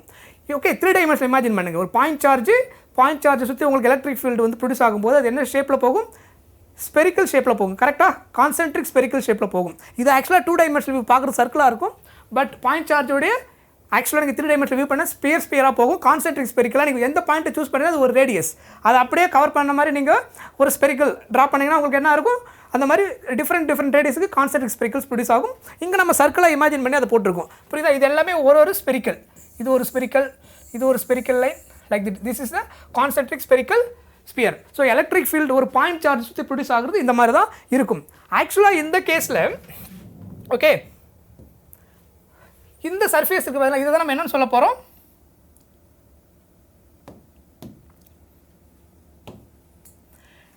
இதில் சூஸ் பண்ணுற ஒரு சர்ஃபேஸ் இருக்கு இல்லையா, இந்த சர்ஃபேஸ் நம்ம என்னென்னு சொல்ல போகிறோன்னா ஈக்யூபொட்டென்ஷியல் சர்ஃபேஸ். இங்கேருந்து ஏதோ ஒரு டிஸ்டன்ஸ் லைக் ரேடியஸ் R1ன்னு எடுத்துட்டிங்கன்னா இந்த R1 ரேடியஸு கம்ப்ளீட்டாக கவர் பண்ணுற மாதிரி ஒரு ஸ்பெரிக்கல் பால் ட்ரா பண்ணிங்கன்னா the potential is equal at every point. இங்கே இருக்கிற எல்லா பாயிண்ட்லேயும் பொட்டென்ஷியல் சேமாக தான் இருக்கும். Okay, there is no potential difference between all this because the distance is same. புரியுதா? அது மாதிரி நீங்கள் எந்த கேஸ் எடுத்தாலும் அதே தான். லைக் இன்னொன்று ட்ரா பண்ணுறீங்கன்னா இது ஒரு அனதர் ஈக்விபொட்டென்ஷியல் சர்ஃபேஸ். ஸோ இங்கே இருக்கிற ஒரு பாயிண்ட்லேயும் உங்களுக்கு என்ன இருக்கும், அதே மாதிரி த potential is same. That is called equipotential surface. புரிஞ்சுதா? that is equipotential surface. So in case of an isolated point charge, all the points equidistant from the charge. equidistance சொன்னேன் இல்லையா, equidistance என்ன சொல்லியிருந்தேன், லைக் இது R1னா இது R2. இந்த R2 equidistanceல இங்கே choose பண்ணுற ஒரு பாயிண்ட்ல என்ன இருக்கும், பொட்டென்ஷியல் சேமாக தான் இருக்கும். the whole surface then you can say equipotential surface அப்படின்னு சொல்கிறாங்க. Okay, thus equipotential surface is in this case will be series of concentric spheres. Okay, series of concentric spheres because of point charge. Okay va, point charge ஆகும் உங்களுக்கு என்ன இருக்கும், concentric spheres இருக்கும். Okay, concentric spheres with the point charge as their center. The potential will however be different for different spheres. Okay va, அதனோட meaning என்னன்னா, see இதில் இருக்கிற ஒரு பாயிண்ட்லேயும் பொட்டென்ஷியல் உங்களுக்கு சேமாக இருக்கும். ஆனால் இங்கே இருக்கிற பொட்டென்ஷியல் இருக்கு இல்லையா, லைக் இப்போ இங்கே ஒரு பொட்டென்ஷியல் எடுக்கிறீங்கன்னா இங்கே சப்போஸ் இதை ஒரு பொட்டென்ஷியலாகவும் எடுக்கிறீங்க, அதுக்கப்புறம் என்ன பண்ணுறீங்கன்னா இங்கே ஒரு பொட்டென்ஷியல் எடுக்கிறீங்க, இது ரெண்டும் சேமான்னு கேட்டால் கிடையாது. அதான் அந்த பாயிண்டோட மீனிங். ஒரு கான்சென்ட்ரிக் ஸ்பியர்ஸோடைய பொட்டென்ஷியல் டிஃபர். ஒரே கான்சென்ட்ரிக் ஸ்பியர்ஸோடைய ஈச் பாயிண்ட் தான் உங்களுக்கு என்ன இருக்கும், புரியுதா? இந்த பாயிண்டில் இருக்கிற எல்லாத்துக்குமே பொட்டென்ஷியல் சேம். அதே மாதிரி இதில் இருக்கிற எல்லா பாயிண்ட்டுக்கும் பொட்டென்ஷியல் சேம். இந்த அந்த ஸ்பெரிக்கல் சர்ஃபேஸ் இருக்கு இல்லையா, இங்கே இருக்கிற ஒரு பாயிண்ட்டையும் இங்கே இருக்கிற ஒரு பாயிண்ட்டையும் நீங்கள் என்ன பண்ணி கன்சிடர் பண்ணிங்கன்னா these two potential are not same. ஒரு ஸ்பெரிக்கல் சர்ஃபேஸுக்கும் பொட்டென்ஷியல் டிஃபர் ஆகும். ஒன் சிங்கிள் ஸ்பெரிக்கல் சர்ஃபேஸாக இருக்கும்போது மட்டும்தான் அதில் இருக்கிற எல்லா பாயிண்ட் சார்ஜஸ்லையும் பொட்டென்ஷியல் சேமாக இருக்கும். அதை தான் அந்த பாயிண்ட்டில் மென்ஷன் பண்ணியிருக்கிறாங்க. புரியுதா? இப்போ ரீட் பண்ணினா உங்களுக்கு தெரியும். த potential will however be different for different spheres. ஒரு different spheresக்கும் potential different-ஆ இருக்கும். single sphere-க்கு each point-ம் என்னவா இருக்கும், potential same-ஆ இருக்கும். clear-ஆ புரிஞ்சுதா? ஸ்டேட்மெண்ட்டில் ஏதாவது கன்ஃபியூஸ் பண்ணி கேட்டாங்கன்னா குழம்பிடாதீங்க. அசர்ஷன் ரீசனிங் கொஸ்டினில் இந்த மாதிரி கன்ஃபியூஸ் பண்ணுவாங்க. Be careful. Okay right. Next, if the charge is to be moved between any 2 points on equipotential surface through any path, the work done is 0. ஏன் work done 0? ஏன் work done 0 இந்த கேஸில்? ஆக்சுவலாக இந்த இடத்துல என்ன நடந்திருக்கணும் அப்படின்னா, இந்த பாயிண்ட் தான் ஏ இங்கே கொடுத்துருக்காங்க இல்லையா, இது ஏன்னு சொல்லியிருக்கிறாங்க. இந்த பாயிண்ட்டு பி. இங்கேருந்து இங்கே இந்த இடத்துக்கு நீங்கள் சார்ஜ் என்ன பண்ணுறீங்க, மூவ் பண்ணுறீங்க. ஏதோ ஒரு +1 ப்ளஸ் q சார்ஜோ இல்லை -q சார்ஜோ ஏதோ ஒரு சார்ஜ் இங்கே என்ன பண்ணுறீங்க, இங்கேருந்து இந்த ஸ்பெரிக்கல் சர்ஃபேஸ் ஏவிலேருந்து பிக்கு நீங்கள் மூவ் பண்ணிங்கன்னா பொட்டென்ஷியல் டிஃபரன்ஸ் என்னவாக இருக்கும், 0-ஆக இருக்கும். ஏன்? Because potential is same at every point on the spherical spheres. So same பொட்டென்ஷியலாக இருந்தால் டிஃபரன்ஸ் எடுக்கும்போது என்ன கிடைக்கும், 0. So there is no potential difference. If there is no potential difference, no work has been done. புரியுதா? அதனால தான் என்ன சொல்லியிருக்காங்க, ஒர்க் 0ன்னு சொல்லியிருக்கிறாங்க. If the charge to be moved between any 2 points on and equipotential surface. Equipotential சர்ஃபேஸில் எந்த 2 பாயிண்ட்டை சூஸ் பண்ணி நீங்கள் சார்ஜை நீங்கள் என்ன பண்ணுறீங்க, மூவ் பண்ணிங்கனாலும், எந்த மாதிரி பார்த்து நீங்கள் அந்த இடத்துல மூவ் பண்ணிங்கனாலும் the work done is what, 0. அந்த சர்ஃபேஸில் நீங்கள் எந்த இடத்துல நீங்கள் மூவ் பண்ணிங்கனாலும் ஆன்சர் 0 தான் கிடைக்கும். Work done 0 because there is no potential difference. புரிஞ்சுதா? Okay right. இந்த ஃபார்முலா கொடுத்துருக்கேன் பாருங்கள், அதுதான் அவங்க சொல்லியிருக்காங்க. VB minus VA equal to work done from A to B by the charge Q. இதான் என்னது, பொட்டென்ஷியல் டிஃப்ரென்ஸுக்கு ஒர்க் டனுக்கு உள்ள formula. VA equal to VB, like அது வீன்னு எடுத்துக்கிட்டிங்கன்னா potential difference VA equal to VB, அது வீன்னு எடுத்துக்கிட்டிங்கன்னா ரெண்டுத்துக்கும் டிஃப்ரென்ஸ் எடுக்கும்போது என்ன வரும், இங்கே VA minus VB 0, அப்போ WAB equal to என்ன கிடைக்கும் உங்களுக்கு, 0 அப்படின்னு கிடைக்கும். புரியுதா? அதான் அந்த expression. Got it right. Next, hence the electric field lines must be normal to the equipotential surface. அதில் இருக்கிற ஒரு எலக்ட்ரிக் ஃபீல்டு லைன் இருக்கு இல்லையா, ஆக்சுவலாக இதுதான். இது எனக்கு ஸ்பியராக இமேஜின் பண்ணிங்கன்னா, லைக் இதுலேருந்து போகிற அந்த எலக்ட்ரிக் ஃபீல்டு லைன் இருக்கு இல்லையா, இது எல்லாமே என்னது, normal to the spherical surface. எல்லாமே இது என்னவாக இருக்கும், normal to the spherical surface. அதை தான் அந்த பாயிண்டில் சொல்லியிருக்கிறாங்க. Okay, hence the electric field lines must be normal to the equipotential surface. Second case என்னன்னா, in the case of uniform field, equipotential surface are the parallel planes with their surface perpendicular to the lines of force. ஆக்சுவலாக இந்த என்னென்னா, இது வந்து உங்களுக்கு for large distance. இப்போ வந்து இந்த கேஸே எடுத்துங்களேன், எலக்ட்ரிக் ஃபீல்டு லைன்ஸ் இப்படி இந்த மாதிரி போகுதுன்னு வச்சுக்கோங்க, ஒரு ஸ்பெரிக்கல் பால் கேஸில் ஒரு பாயிண்ட் சார்ஜ்னால. ஓகே, இது நீங்கள் லாங் டிஸ்டன்ஸில் பார்த்தீங்கன்னா உங்களுக்கு என்ன ஆகும் அப்படின்னா, like draw for large distances உங்களுக்கு எது மட்டும் தான் தெரியும்னா, ஒரு ஃபியூ லைன்ஸ் மட்டும் தான் தெரியும். அந்த லைன்ஸ் உங்களுக்கு எப்படி தெரியும், it looks like A parallel lines. புரியுதா உங்களுக்கு, ஃபார் வெரி லார்ஜ் டிஸ்டன்ஸ். அப்போ உங்களுக்கு தெரிகிற லைன்ஸ் வந்து உங்களுக்கு இந்த மாதிரி தான் தெரிய ஆரம்பிக்கும். பிகாஸ் டிஸ்டன்ஸ் ஜாஸ்தியாக you cannot see all number of lines. So உங்களுக்கு ஃபியூ நம்பர் ஆஃப் லைன்ஸ் தான் தெரிகிற மாதிரி தெரியும். அதுவும் அது எல்லாமே எப்படி தெரியும், பேரலாக தெரிகிற மாதிரி இருக்கும். அதுதான் இந்த கேஸ். ஸோ இந்த மாதிரி பேரலாக இருக்கும்போது இது எல்லாமே என்னவாக இருக்கும், ஈக்யூபொட்டென்ஷியல் சர்ஃபேஸாக இருக்கும். புரியுதா? இந்த பிளேன் இருக்கு இல்லையா, இது எல்லாமே என்னது, ஈக்யூபொட்டென்ஷியல் சர்ஃபேஸ். புரியுதா? That is for uniform electric ஃபீல்டில் இருக்கும்போது, லைக் இந்த மாதிரி பேரலாக இருக்கும்போது. புரிஞ்சுதா? Right. Next, capacitance of a conductor. Okay, when a charge Q is given to isolated conductor, its potential will change. Okay, ஒரு கண்டக்டர் இருக்குது, ஐசோலேட்டட் கண்டக்டர் இருக்குது, அதில் சம் அமௌண்ட் ஆஃப் சார்ஜ் நீங்கள் என்ன பண்ணுறீங்க, ஆட் பண்ணிங்கன்னா அந்த சார்ஜ் அதில் என்ன ஆகும், பொட்டன்ஷியல் டிஃபர் ஆகும். அதான் அந்த statement meaning. when a charge Qவோட சார்ஜ் given to an isolated கண்டக்டருக்கு என்ன பண்ணுறீங்க, ப்ரொவைட் பண்ணுறீங்க, it's potential will change. the change in potential depends on, அந்த பொட்டன்ஷியல் சேஞ்ச் என்ன காம்பனன்ட் டிபெண்ட் பண்ணியிருக்கும் அப்படின்னா, depends on the size and what, shape of the conductor. Okay, அந்த பொட்டன்ஷியல் டிஃபர், நீங்கள் சார்ஜ் ஐசோலேட்டட் கண்டக்டர் இல்லை charge add பண்ணுறீங்க, potential differ ஆகுது. Potential எல்லா கண்டக்டர் ஒரே மாதிரி டிஃபர் ஆகுமான்னு கேட்டால் no, the potential change depends on the shape and the size of the conductor. Okay, so the potential of the conductor changes by V. the potential of conductor changes by V. எதனால change ஆயிருக்கு? Due to charge given to the conductor. நீங்கள் எவ்வளோ சார்ஜை provide பண்ணியிருக்கீங்களோ அதுக்கு கரஸ்பாண்டிங்காக உங்களுக்கு என்ன ஆயிருக்கும்? Potential change ஆகிருக்கும். ஸோ அதனுடைய எக்ஸ்பிரஷன் என்னென்னு பார்த்தீங்கன்னா Q directly proportional to V. So charge increase ஆக உங்களுக்கு என்ன ஆகும்? பொட்டன்ஷியலும் சேஞ்ச் ஆகிட்டே இருக்கும். So both are directly proportional. Proportionality constant Q is equal to proportionality constant என்னது? Capacitance C. Q is equal to CV. So இதிலிருந்து ரீஅரேஞ்ச்மெண்ட் பண்ணிங்கன்னா உங்களுக்கு என்ன கிடைக்கும்? C equal to Q by V கொடுத்துருக்காங்க இல்லையா? C equal to Q by V. So the capacitance C equal to charge by potential difference. புரியுதா? C equal to change in potential. Right. Here C is called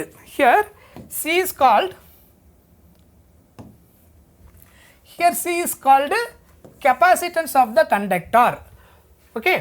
The capacitance of a conductor is defined as the ratio to the charge given to the conductor to the potential developed to the conductor. That is what? C equal to Q by V. இதுதான் அந்த definition கொடுத்துருக்காங்க. C equal to Q by V என்ன அர்த்தம்? The capacitance of a conductor is defined as the ratio of what? Charge given to the conductor to the potential developed in a conductor. இதுதான் V. இதுதான் given charge என்னது? Q. Calculate பண்ண போகிறது என்னது? C. So C is equal to Q by V. இதுதான் என்னது? பேசிக்காக கெப்பாசிட்டன்ஸோட simple definition. Okay. The unit of capacitance is farad. Okay. Unit of capacitance is farad. நீங்கள் சிம்பிளாக யூஸ் பண்ணிங்கன்னா F1 யூஸ் பண்ணுவோம். ஓகேவா? A capacitor has a capacitance of 1 farad if a charge of 1 coulomb given to it raises its potential by 1 volt. So இந்த formula வந்து use பண்ணியிருக்காங்க. C equal to Q by V. இதோட SI unit என்ன கொடுத்துருந்தா? farad. 1 farad equal to 1 coulomb divided by 1 volt. 1 farad equal to 1 coulomb by 1 volt. 1 coulomb by 1 voltக்கு பதிலாக என்ன replace பண்ணியிருக்காங்க? farad அப்படின்ற யூனிட் யூஸ் பண்ணியிருக்காங்க. But farad is a very very big unit. Remember நம்ம problem நீங்கள் பார்த்தீங்கன்னா எல்லா வேல்யூஸுமே எதில் கொடுத்துருப்பாங்கன்னா மைக்ரோ ஃபேரட் அதர்வைஸ் பிக்கோ ஃபேரடில் கொடுத்துருப்பாங்க. அந்த ரேஞ்சில் தான் கொடுப்பாங்க. ஏன்னா ஃபேரட்ன்றது very very very big unit. Okay. So the practical units of capacitance are microfarad and picofarad. What is the meaning of micro? ஆனால் நம்ம ப்ராப்ளம் சால்வ் பண்ணும்போது கம்பல்சரி என்ன கன்வெர்ட் பண்ணிடணும்? எஸ்ஐ யூனிட்டுக்கு மாற்றிடணும். SI unit of capacitance farad only. மைக்ரோவை கொடுத்தா நாங்கள் என்ன பண்ணிடணும்? What is the meaning of micro? நான் ஆல்ரெடி லாஸ்ட் கிளாஸில் சொல்லியிருக்கிறேன். மைக்ரோட மீனிங் என்ன? 10 to the power -6. What is the meaning of pico? பிக்கோட வேல்யூ என்ன? Pico means 10 to the power -12. நேனோனா 10 to the power -9. கரெக்டாக? நானோ ஃபேரட் அப்படின்னு கொடுத்துருந்தாங்கன்னா நானோட மீனிங் என்ன? 10 to the power -9. புரியுது இல்லையா? இந்த கன்வர்ஷன் எப்பவுமே தெரிஞ்சுக்கணும். எஸ்ஐ யூனிட் ஃபேரட் தான். பட் ப்ராப்ளம் நம்ம கொடுக்கும்போது வேல்யூஸ் வந்து மைக்ரோ ஃபேரட், நானோ ஃபேரட், அதர்வைஸ் பிக்கோ ஃபேரட் அந்த மாதிரி கொடுப்பாங்க. அதை கன்வெர்ட் பண்ணி ஃபேரடுக்கு மாற்றிடணும். அதுக்கப்புறம் தான் ப்ராப்ளமில் வேல்யூஸை சப்ஸ்டிட் பண்ணி சால்வ் பண்ணணும். Got it? Okay. Next, principle of a capacitor.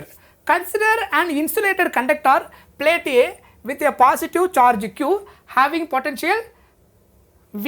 Okay, என்ன சொல்லியிருக்காங்க? கன்சிடர் இன்சுலேட்டட் கண்டக்டரை ஒன்று கன்சிடர் பண்ணிக்கோங்க. பிளேட் ஏன்னு எடுத்துக்கோங்க. அதில் ஃபுல்லாக என்ன இருக்குது அசம்ஷன் பண்ணிக்கோங்க? Positive charge Q having potential V. So ஒரு பிளேட் இருக்குது. பிளேட் இந்த டயக்ராம் இதை பார்த்தீங்கன்னா உங்களுக்கு கிளியராக புரியும். ஸோ இந்த டயக்ராமில் இதுதான் plate A. This is plate. Okay, plate A. இந்த பிளேட் ஃபுல்லாக உங்களுக்கு என்ன இருக்குது? பாசிட்டிவ் சார்ஜ் டிஸ்ட்ரிபியூட் ஆகிருக்கு. ஸோ இது ஃபுல்லாக உங்களுக்கு பாசிட்டிவ் சார்ஜ் டிஸ்ட்ரிபியூட் ஆகிருக்கு. இதோட பொட்டன்ஷியல் என்ன சொல்லியிருக்காங்க? இனிஷியலாக V அப்படின்னு சொல்லியிருக்காங்க ஸ்டேட்மெண்ட்டில். புரிஞ்சுதா? இதான் first diagram. The capacitance of A is formula.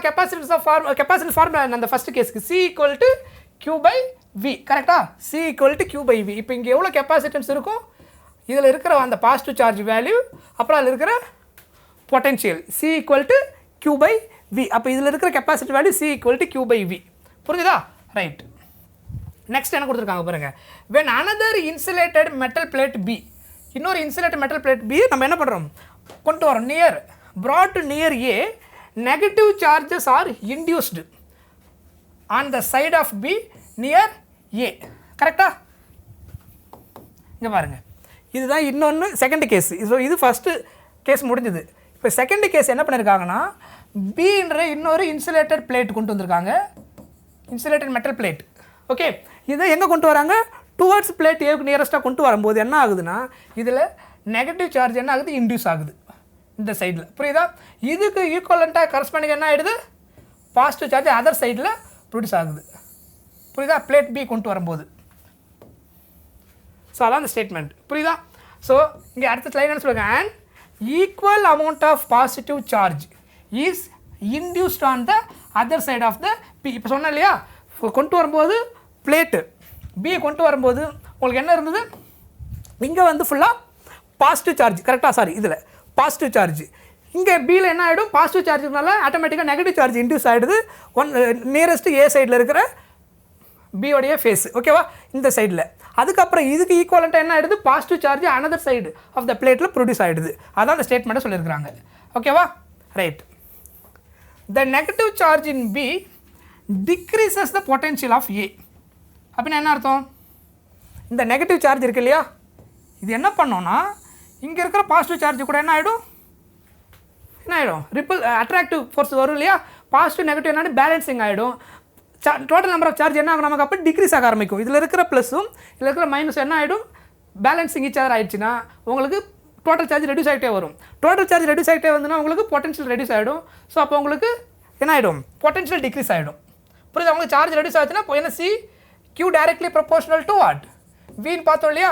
Charge degrees ஆச்சுன்னா உங்களுக்கு பொட்டன்ஷியல் டிக்ரீஸ் ஆகிடும். புரியுது? அதான் ஸ்டேட்மெண்டோட meaning. The negative charge in B decreases the potential of A. The positive charge in B increases the potential of A. அப்போ என்ன நடக்கும்? இங்கே இந்த பாசிட்டிவ் சார்ஜ் B இருக்குல்ல, இந்த சைடில் இருக்கிறது, இது என்ன பண்ணுதுன்னா பொட்டன்ஷியலை இன்க்ரீஸ் பண்ணுது. இந்த நெகட்டிவ் சார்ஜும் பாசிட்டிவ் பேலன்ஸ் ஆகிடுது. அப்போ அடிஷ்னலாக பாசிட்டிவ் சார்ஜ் இருக்க ஆரம்பிக்குது இல்லையா, இந்த பாசிட்டிவ் சார்ஜ்னால பிளேட் ஏவில் என்ன ஆகிடுது? உங்களுக்கு பொட்டன்ஷியல் இன்க்ரீஸ் ஆகுது. நெகட்டிவ் சார்ஜ்னால பொட்டன்ஷியல் டிக்ரீஸ் ஆகுது பிளேட் ஏவில். இதனால் வந்து உங்களுக்கு என்ன ஆகுது? டிக்ரீஸ் ஆகுது. பட் இதனால் உங்களுக்கு நடக்கும்போது என்ன ஆகிடுது? உங்களுக்கு இந்த இடத்துல இன்க்ரீஸ் ஆகுது. சொல்கிறது புரியுதா? கிளியர்? ரைட். அடுத்து என்ன சொல்லுறாங்க பாருங்கள். But the negative charge is near to A than the positive charge on B. அப்படின்னா என்ன மீனிங்? டிஸ்டன்ஸ் வைஸ் பார்த்தீங்கன்னா இந்த நெகட்டிவ் சார்ஜ் சைடு இருக்கிற பிளேட் அந்த சைடு இருக்கு இல்லையா, அது வந்து ஏவுக்கு நியரஸ்டாகவும் இது அதோட கொஞ்சம் தூரமாகவும் இருக்குது அப்படின்னு சொல்லியிருக்கிறாங்க. கரெக்டு தானே? அதான் meaning. So but the negative charge on B is near to A then the positive charge on B. So the net effect டோட்டலாக என்ன நடந்திருக்கும்? The net effect is that the potential of A decreases. ஓவராலாக பார்த்தா என்ன ஆகும்? Potential degrees ஆகும். ஏன்னா plate பியோடைய அந்த நெகட்டிவ் சார்ஜோடைய சைடு தான் வந்து க்ளோசஸ்ட் டு த பிளேட் ஏவுக்கு இருக்கிறதுனால, பாசிட்டிவ் சைடோடைய பி பாசிட்டிவ் சைடு இருக்கு இல்லையா, அதோட இது நியரஸ்ட்டாக இருக்கிறதுனால ஓவரால் நெட் எடுத்திங்கன்னா பொட்டன்ஷியல் என்ன ஆகும்? டிக்ரீஸ் ஆகுது அப்படின்னு சொல்லியிருக்கிறாங்க.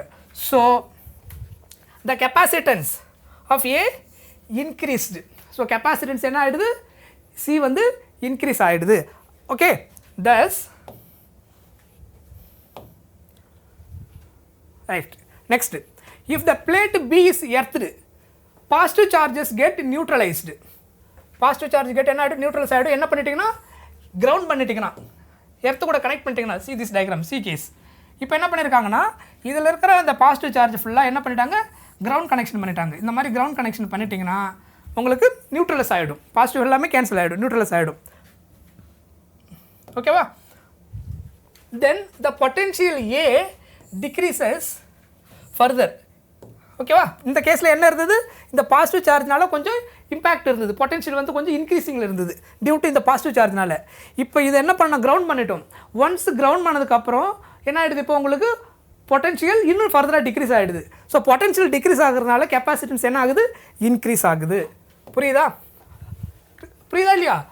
தஸ் the capacitance of A is considerably increased.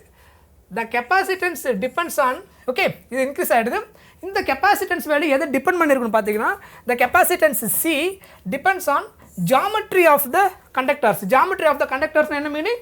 Shape and size of the conductor. அதுதான் என்னது geometry of the conductor னு அர்த்தம். ஓகேவா? geometry of the conductor னா ஒண்ணும் இல்ல, shape and size of the conductor. Shape and size. அதுதான் நம்ம என்ன சொல்ல போறீங்க? Geometry of the conductor அப்படினு சொல்றோம். ஓகேவா? and nature of the medium. Nature of the medium. Dielectric medium-ஆ இருக்கலாம் இல்ல வேக்கமா இருக்கலாம். ஒன்று எப்சிலான், ரெண்டு மீடியம் என்ன எடுக்க போகிறோம், நம்ம யூஸ் பண்ண போகிறது ரெண்டு தான். ஓகேவா? ப்ரைமரியாக. அதுக்கப்புறம் மெட்டல் கூட யூஸ் பண்ணுவாங்க. ஸோ எப்சிலான், அதுக்கப்புறம் எப்சிலான் நாட், இதுதான் ப்ரைமரியாக நம்ம அடிக்கடி யூஸ் பண்ண போகிறது. ஸோ எப்சிலான்ன்றது எனி மீடியம், எப்சிலான் நாட்ன்றது வேக்கம். ஸோ அந்த நேச்சர் ஆஃப் த மீடியமும் ஒன் ஆஃப் த ஃபேக்டராக இருக்கும். ஓகேவா? அந்த கெப்பாசிட்டன்ஸை டிசைட் பண்ண போகிறது இதுதான். நேச்சர் ஆஃப் த மீடியமும் geometrical shape of the conductor. Okay. So a capacitance C is a device. A capacitor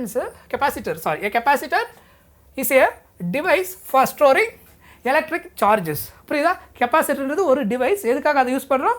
சார்ஜஸை store பண்ணுறதுக்காக யூஸ் பண்ணுறோம் அப்படின்னு சொல்கிறாங்க. Okay, right. Next capacitance of parallel plate capacitor. So this is very easy formula and repeated type of question. இங்கே பார்த்தீங்கன்னா இப்போ இது வந்து ஒரு பேரலல் பிளேட். ஓகேவா? இது ஒரு பிளேட்டு, இது ஒரு பிளேட்டு. ஸோ ரெண்டு பேரலல் பிளேட் இருக்குது. இந்த பிளேட்டில் ஃபுல்லாக பாசிட்டிவ், இதில் ஃபுல்லாக என்ன ஆகிடும், நெகட்டிவ் உங்களுக்கு இன்டியூஸ் ஆகிடுது. பாசிட்டிவ் என்ன பண்ணிட்டாங்க, கிரவுண்ட் பண்ணிட்டாங்க. புரியுதா உங்களுக்கு? நம்ம சி டயக்ராம் பார்த்தோம் இல்லையா, அதுதான் இது. அந்த மாதிரி தான் இங்கே பண்ணியிருக்காங்க. இந்த மாதிரி ஃபுல்லாக பாசிட்டிவ், இதெல்லாம் நெகட்டிவ், இதை கிரவுண்ட் பண்ணிட்டாங்க.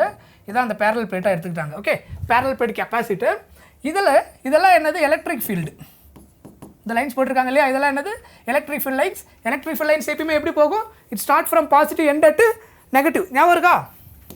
பாசிட்டிவ் சார்ஜ் இருந்ததுன்னா இங்கே நெகட்டிவ் சார்ஜ் இருக்குன்னா என்ன அர்த்தம், எலக்ட்ரிக் ஃபீல்ட் லைன்ஸ் எப்பவுமே எப்படி போகும், start from positive end at negative. புரியுது இல்லையா? ஸோ அதனால தான் இங்கே என்ன போட்டிருக்காங்க, பாசிட்டிவ் சார்ஜில் வந்து ஏரோ எப்படி வரணும், அவுட்வேர்டு, நெகட்டிவ்க்கு இன்வேர்ட். அதனால் the direction of electric field lines in a parallel plate capacitor. இது ரெண்டுத்துக்கும் உள்ள டிஸ்டன்ஸ் என்ன சொல்லியிருக்கிறாங்க, d is the distance between the parallel plate. புரியுதா? இதான் டயக்ராம். சிக்மான்றது சர்ஃபேஸ் சார்ஜ் டென்சிட்டி, அந்த பிளேட்டில் எவ்வளோ சார்ஜ் டிஸ்ட்ரிபியூட் ஆகிருக்கு யூனிஃபார்மாக, அதை ரெப்ரசென்ட் பண்ணுறது என்னது, சிக்மா. அப்போ இதில் எவ்வளோ கெப்பாசிட்டி ஸ்டோர் ஆகும், பேரலல் பிளேட் கெப்பாசிட்டியில் ஸ்டோர் ஆகிற இந்த என்ன சார்ஜ் இருக்கு இல்லையா, அந்த கெப்பாசிட்டன்ஸோட வேல்யூ என்னென்னு பார்த்தீங்கன்னா C = எப்சிலான் நாட் A/D. இதுதான் அந்த ஃபார்முலா. இதில் C = epsilon naught A/D. Capacitance வந்து ஆல்ரெடி என்ன சொல்லியிருந்தேன், capacitance depends only on the geometrical shape of the conductor and medium. கரெக்டாக? Nature of the medium. So இங்கே பாருங்கள், the capacitance is directly proportional to area. ஏன்றது என்னது, area அதிகமாச்சுன்னா capacitance increase ஆகும். ஒரு பிளேட்டோடைய area if it is increase, capacitance increases of the plates and inversely proportional to their distance separation D.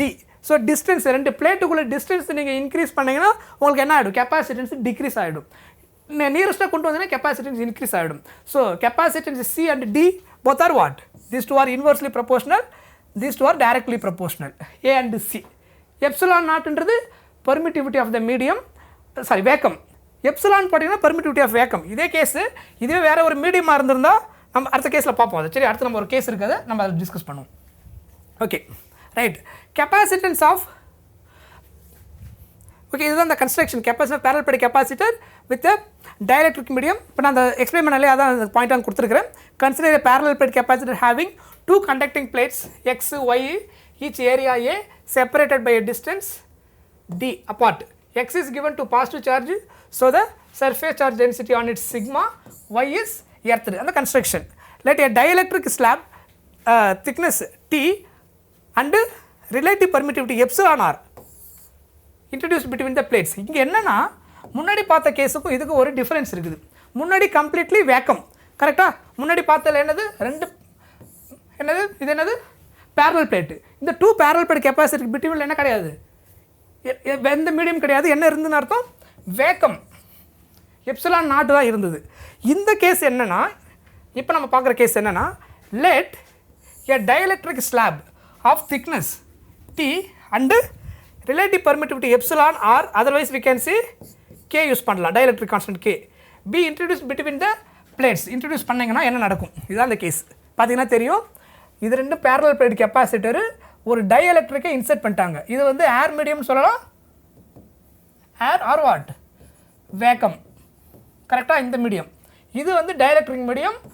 இது வந்து அதனுடைய value dielectric constant K, otherwise relative permittivity epsilon r. ஓகேவா, ரெண்டுமே யூஸ் பண்ணலாம். இது ரெண்டுத்துக்கு நடுவில் இருக்கிற டிஸ்டன்ஸ் D. இந்த டிஸ்டன்ஸ் திக்னஸ் இருக்கு இல்லையா, இது என்னது thickness of the dielectric slab. Tன்றது thickness of dielectric slab.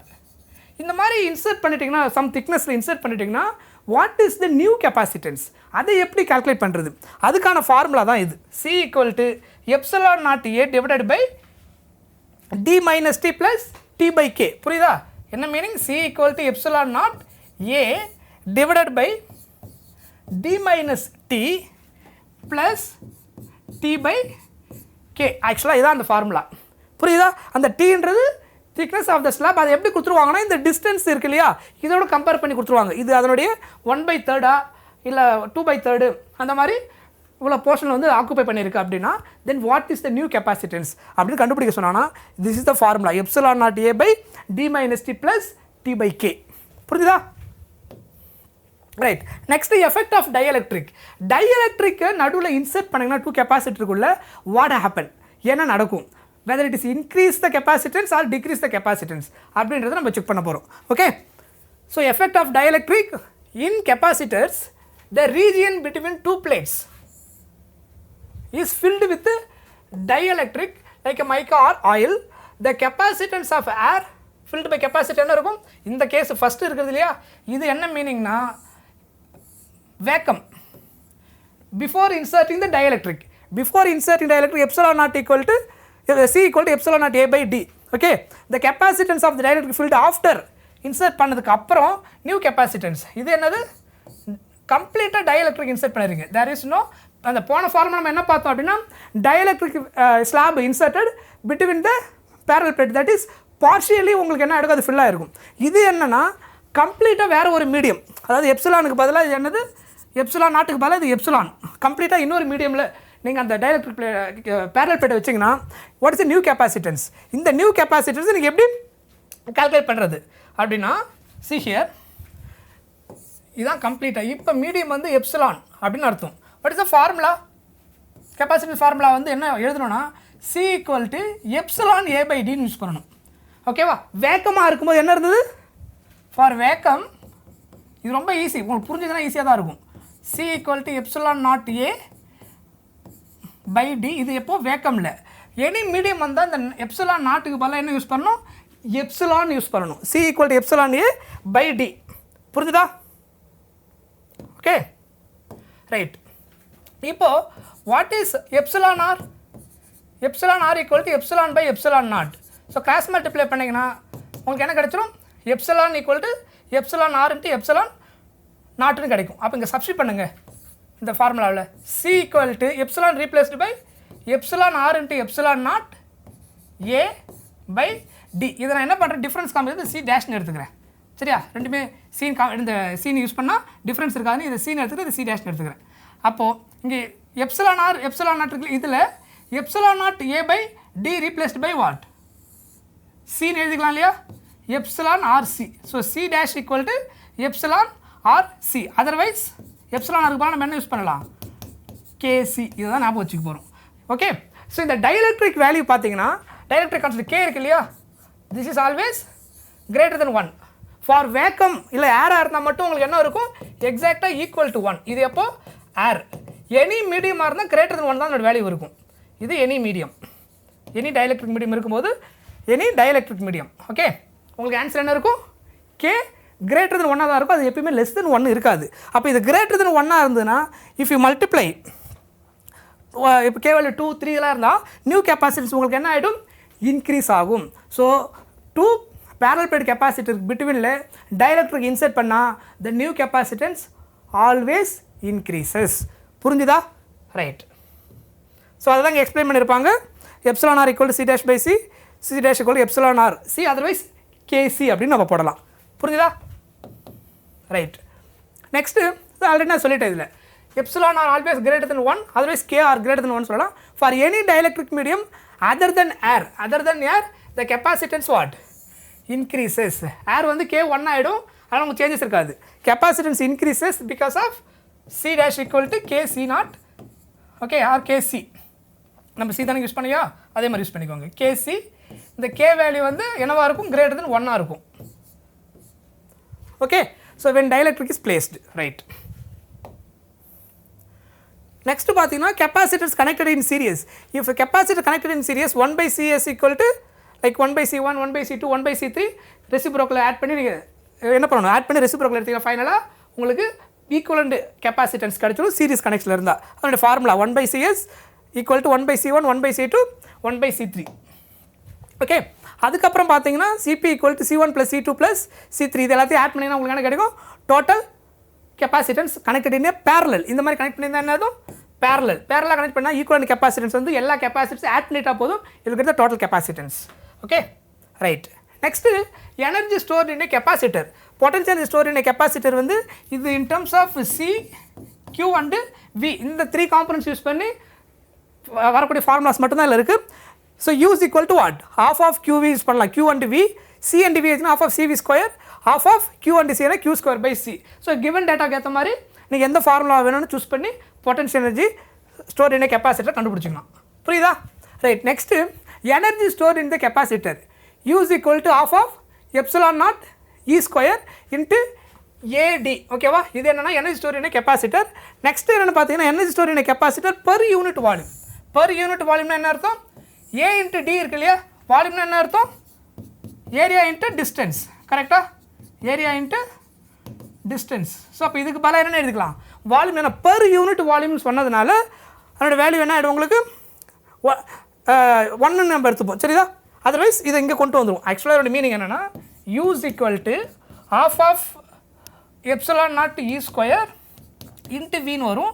Per unit வால்யூம்னு வரும்போது u by V equal to half of epsilon naught E square. புரியுதா உங்களுக்கு? இதுக்கு பதிலாக தான் நம்ம என்ன யூஸ் பண்ணியிருக்கோம், ஸ்மால் யூன்னு யூஸ் பண்ணியிருக்கிறோம். பார்த்தீங்கன்னா தெரியும். சரியா? இதை எங்கே எழுதுவாங்க, ஸ்மால் யூன்னு எடுத்துக்கிட்டு half of epsilon naught E square. சொல்கிறது புரியுதா? இது வந்து பர் யூனிட் வால்யூமான்னு கேட்டிருந்தாங்கன்னா, இல்லை ஏரியா டிஸ்டன்ஸ் கொடுத்துட்டு எனர்ஜி ஸ்டோர் இன் கெப்பாசிட்டர். ஆக்சுவலாக இந்த ஃபார்முலா பர்டிகுலராக எப்போ யூஸ் பண்ணணும்னா எலக்ட்ரிக் ஃபீல்டு கிவன் ரிலேஷனாக இருக்கும். இந்த போன கேஸில் இ யூஸ் பண்ணிருக்க மாட்டோம். இந்த டிஃப்ரென்ஸ் அதுதான். இப்போ இந்த கேஸில் கியூ வி சி இதை மட்டும் யூஸ் பண்ணி பொட்டன்ஷியல் ஸ்டோர் இன் கெப்பாசிட்டர் கண்டுபிடிக்கிற ஃபார்முலா. இது என்னன்னு பார்த்தீங்கன்னா இந்த கேஸ் என்னது, எலக்ட்ரிக் ஃபீல்டு கூட.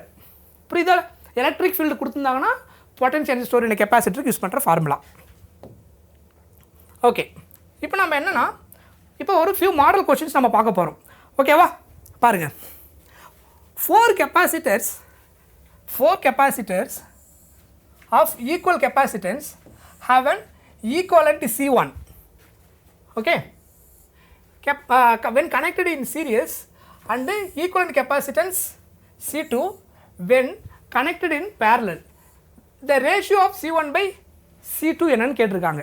See, இப்போ நான் உங்களுக்கு சீரியஸ் கனெக்ஷனுக்கு ஃபார்முலா என்ன கொடுத்துருந்தேன், 1 by CS equal to 1 by C1, 1 by C2, கரெக்டாக 1 by C3 like this.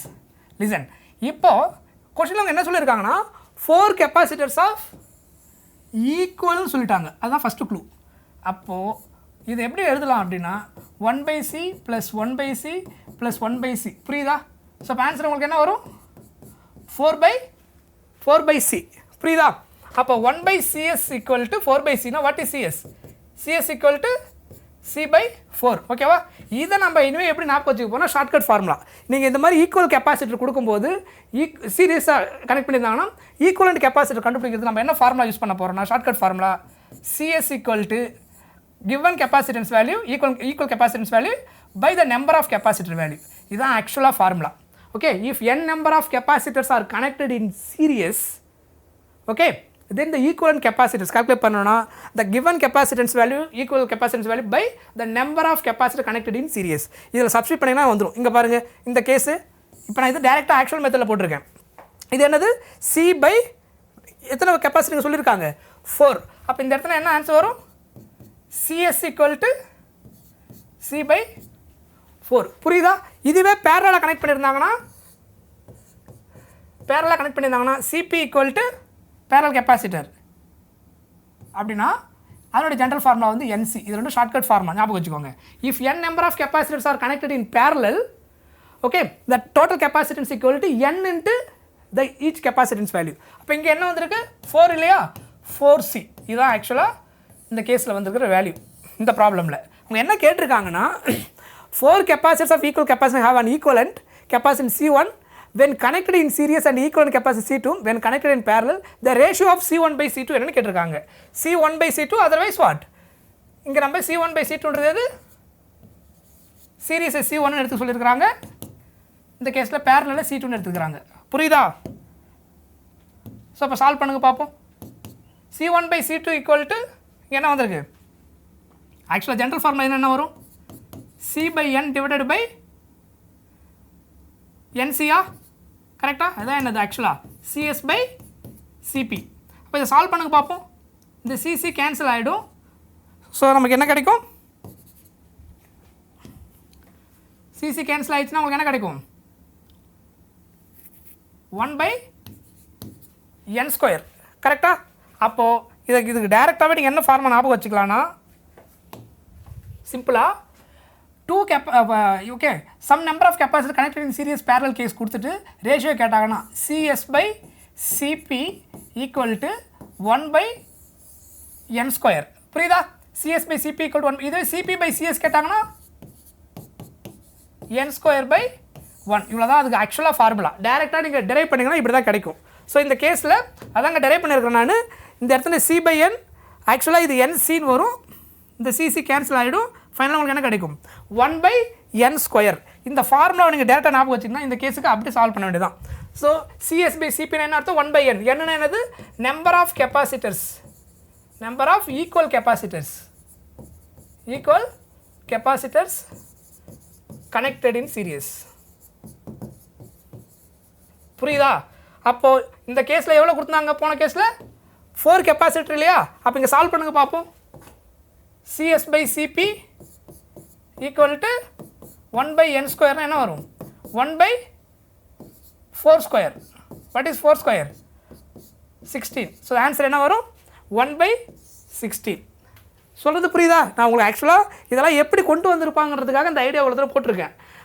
Once நீங்கள் அந்த பேட்டர்னை அண்டர்ஸ்டாண்ட் பண்ணிட்டீங்கன்னா, capacitor connected in series equal capacitor parallel கொடுத்துட்டு அதோட ரேஷியோ கேட்டாங்கன்னா நீங்கள் எந்த ஃபார்முலா ஞாபகம் வச்சுட்டா போதும், CS by CP equal to 1 by N square. எவ்வளோ கெப்பாசிட்டர் இருக்கலாம் அந்த வேல்யூ போட்டு ஸ்கொயர் பண்ணிடணும். CP by CS கேட்டால் ரெசிப்ரோக்கல் எழுதணும், N ஸ்கொயர் by 1. புரிஞ்சுதா? ரைட். நெக்ஸ்ட் பாருங்கள், இதே மாதிரி இன்னொரு question. 2 equal capacitors are first connected in series and then in parallel. The ratio of equivalent capacitance in 2 cases will be அப்படின்னு கேட்டிருக்காங்க. புரியுதா? இப்போ தான் நான் கொடுத்தேன் இல்லையா, அது எந்த ரெண்டு வேல்யூஸ் கேட்டிருக்காங்க, சீரியஸுக்கும் பேரலுக்கும். CS by CP கேட்டாங்கன்னா N equal capacitor, 2 equal capacitor சொல்லியிருக்காங்க. அப்போ N இங்கே என்னது, இந்த கேஸில் N ஈக்குவல் டு 2 சப்ஸ்டியூட் பண்ணிங்கன்னா 1 by 2 square. Answer is 1 by 4. So answer is what, 1:4. So answer is 4th one. புரிஞ்சுதா? அந்த ஃபார்முலா அப்படியே அப்ளை பண்ணிக்கலாம். So very simple concept. அதுக்கப்புறம் இதை பாருங்கள், the effective capacitances of capacitors are 3 microfarad 16 microfarad கொடுத்துருக்குறாங்க. ஓகேவா? எஃபெக்டிவ் கெப்பாசிட்டன்ஸ் ஆஃப் 2 capacitors கொடுத்துட்டாங்க. when they are connected in series and parallel. அப்படின்னா என்ன சொல்லியிருக்காங்க, 2 capacitors அவங்க என்ன பண்ணியிருக்காங்க, கனெக்ட் பண்ணியிருக்காங்க. 2 capacitor கனெக்ட் பண்ணும்போது அதனுடைய எஃபெக்டிவ் கெப்பாசிட்டி சீரியஸாக இருக்கும்போது எல்லாம் கொடுத்துருக்காங்க 3 microfarad அப்படின்னு சொல்லியிருக்காங்க. இதான் கிவன். பேரலாக இருக்கும்போது 16 microfarad வந்து இருந்துச்சுன்னா அவங்க அடுத்து என்ன கேட்குறாங்க, the capacitance of each capacitor என்னவாக இருந்திருக்கும், அந்த 2 ஈச் கெப்பாசிட்டர் என்னவாக இருந்திருக்கும்னு கேட்குறாங்க. சரி, 2 capacitors சீரியஸில் கனெக்ட் பண்ணிங்கன்னா உங்களுக்கு ஃபார்முலா வந்து C1 C2 by C1 plus C2 அப்படின்னு கிடைக்கும். சொல்கிறது புரியுதா? ஆக்சுவலாக இது எங்கேருந்து டெரைவ் பண்ணியிருப்பாங்க, 1 by CS equal to 1 by C1 plus 1 by C2. புரியுது இல்லையா? இது LCM எடுத்து ரெசிப்ரோக்கல் எடுத்து என்ன வரும், C1 C2 by C1 plus C2. Reciprocal எடுத்திங்கன்னா C1 C2 by C1 plus C2. புரியுதா? அப்போது பேரலாக இருந்தால் உங்களுக்கு என்ன வரும், C1 plus C2. Sum of all capacitor தான் என்னது, பேரலாக இருக்கும்போது ஈக்குவல் கெப்பாசிட்டர். சீரிஸாக தான் இந்த ஃபார்முலா. இந்த CP எடுத்து மேலே சப்ஸ்டியூட் பண்ணுங்கள், C1 C2 by C1 + C2க்கு பதிலாக என்ன போட்டுக்கலாம் CP கரெக்டாக கிராஸ் மல்டிப்ளை பண்ணுங்கள் CP × CS = C1 C2 இதான் எக்ஸ்பிரஷன் ஞாபகம் வச்சுக்கோங்க ஓகே 2 கெப்பாசிட்டர்ஸ் மட்டும் கொடுத்துட்டு சீரியஸ் பேரலில் கொடுத்துட்டு அந்த 2 ஈக்குவல் வேல்யூ கொடுத்துட்டு அவங்க என்ன கேட்குறாங்க இண்டிவிஜுவலாக என்ன கெப்பாசிட்டர்னு கேட்டாங்கன்னா ஃபஸ்ட்டு இந்த எக்ஸ்பிரஷன் ஞாபகம் வச்சுக்கோங்க parallel capacitor into series capacitor equivalent value that's equal to the product of the two capacitor க்கு ஈக்குவலாக இருக்கும் அப்போ இங்கே வாங்க சால்வ் பண்ணுங்க இதை என்ன வரும்னு பாருங்கள் என்ன வரும் சால்வ் பண்ணிங்கன்னா CS என்னது இந்த கேஸில் 3 மைக்ரோஃபேரடா ஸோ அப்போ 3 மைக்ரோஃபேரட் இன்ட்டு 3 மைக்ரோஃபேரட் இல்லையா இன்ட்டு இங்கே என்ன கொடுத்துருக்காங்க 16 microfarad equal to C1 C2 so இதை மல்டிப்ளை பண்ண நமக்கு என்ன வரும் 48 மைக்ரோஃபேரட்னு கிடைக்கும் புரியுதா த ப்ராடக்ட் ஆஃப் 2 கெப்பாசிட்டர் நமக்கு என்ன வரணும் 48 மைக்ரோஃபேரட் இப்போ ஆப்ஷனில் வாங்க எந்த 2 பேர் கெப்பாசிட்டர் மல்டிப்ளை பண்ணும்போது நமக்கு 48 வருதுன்னு ஃபஸ்ட்டு பார்க்க போகிறோம் ஸோ ஃபஸ்ட்டு செக் பண்ணிங்கன்னா உங்களுக்கு என்ன வரும் இங்கே வந்து உங்களுக்கு 14 × 28 so this is not possible so அதனால் அது கிடையாது 12 × 4 வந்து 48 இது பாசிபிளாக இருக்கலாம் 8 6 are 48 அதுவும் பாசிபிளாக இருக்கலாம் 10 × 60 ஸோ இந்த 10 × 60 எடுத்திங்கன்னா உங்களுக்கு 48 வராது this also what wrong answer இப்போ ரிமைனிங் என்ன இருக்குது பாருங்கள் 4 microfarad 12 microfarad this is 6 and 8 இது பாசிபிள் சொன்னேன் இல்லையா கெப்பாசிட்டர் பேரலாக இருந்தால் என்ன ஃபார்முலா சொல்லியிருந்தேன் CP = C1 + C2 அப்போ ஆட் பண்ணுங்கள் ரெண்டுத்தையும் இதனால இதான் என்னது கொஷினில் ஆப்ஷன் படி இது C1 C2 இதில் எந்த ஆப்ஷன் அதை சாட்டிஸ்ஃபை பண்ணுதுன்னு பாருங்கள் 12 + 4 ஆட் பண்ண என்ன வரணும் இங்கே பேரலில் கொடுத்துருக்காங்க 16 ஸோ அப்போ 12 + 4 ஆட் பண்ணால் உங்களுக்கு என்ன கிடைக்கும் 16 புரியுதா அப்போ எது ஆன்சர் பி தான் ஆன்சர் இதை ஆட் பண்ணிங்கன்னா 8 + 6 என்ன வரும் 14 அப்போ அது ஆப்ஷன் கிடையாது ஸோ நம்ம ப்ராடக்ட்டில் 48 வந்துருச்சு அப்போ இன்னும் அக்யூரேட்டாக எது ஆன்சர் கண்டுபிடினா இப்படி தான் இதுதான் எலிமினேஷன் மெத்தடுன்றது புரியுதா எது வராதுன்ற கன்ஃபார்ம் பண்ணிட்டு போடுறது இல்லை நீங்கள் ஆக்சுவல் மெத்தடில் இன்னும் ஃபர்தராக போனால் குவாட்ராட்டிக் ஈக்குவேஷன் கிடைக்கும் அதிலிருந்து இந்த 4 12 கெட் பண்ணலாம் நமக்கு அவ்வளோ லென்த்து தேவையில்லை கொஞ்சம் பிரெயினை யூஸ் பண்ணிங்கன்னா உங்களுக்கு ஆன்சர் ஈஸியாகவே கிடச்சிரும் okay right next slab of dielectric constant K same cross sectional area as the plates of parallel plate capacitor and thickness கொடுத்துட்டாங்க என்ன கொடுத்துருக்காங்க இந்த கொஸ்டினில் திக்னஸ் கொடுத்துட்டாங்க when D is the separation between the plates, the capacitance of the capacitor when the slab is inserted between the plate B அப்படின்னு will be என்னன்னு கேட்டிருக்காங்க இப்போ என்ன கேட்டிருக்காங்கன்னா டைஎலக்ட்ரிக் ஸ்லாப் என்ன பண்ணிட்டாங்க பேரல் பிளேட் கெப்பாசிட்டருக்கு பிட்வீனில் இன்சர்ட் பண்ணிட்டாங்க நான் அதுக்கு ஒரு ஃபார்முலா கொடுத்துருந்தேன் இல்லையா என்ன கொடுத்துருந்தேன் அந்த நியூ கெப்பாசிட்டர்ஸ் கண்டுபிடிக்கிறதுக்கு C = ε0 A/d - T + T/K புரியுதா இந்த ஃபார்முலா கொடுத்துருக்குறேன் அந்த கேஸில் டைஎலக்ட்ரிக் ஸ்லாப் நடுவில் இன்சர்ட் பண்ணால் அந்த formula new capacitance C = ε0 A / d - T + T/K இதில் சப்ஸ்டிட் பண்ணுங்க பார்ப்போம் ε0 A/d - திக்னஸ் என்ன கொடுத்துருக்குறாங்க கொஷினில் 3/4 of Dன்னு சொல்லியிருக்கிறாங்க so 3/4 of Dனா this is 3/4 of D plus here also what 3/4 of Dனா எப்படி வரும் 3T/4K புரியுதா 3/4 of D Tக்கு பதிலாக by K அங்கேயே இருக்கும் புரியுது இல்லையா இப்போ சால்வ் பண்ணுங்க இதை ஃபர்தரா ε0 A இதிலிருந்து டியை காமனாக எடுத்துடலாமா each டேர்ம்லேருந்து here also D is there here also D here also D so டியை காமனாக எடுத்துட்டிங்கன்னா then what is the value you will get 1 -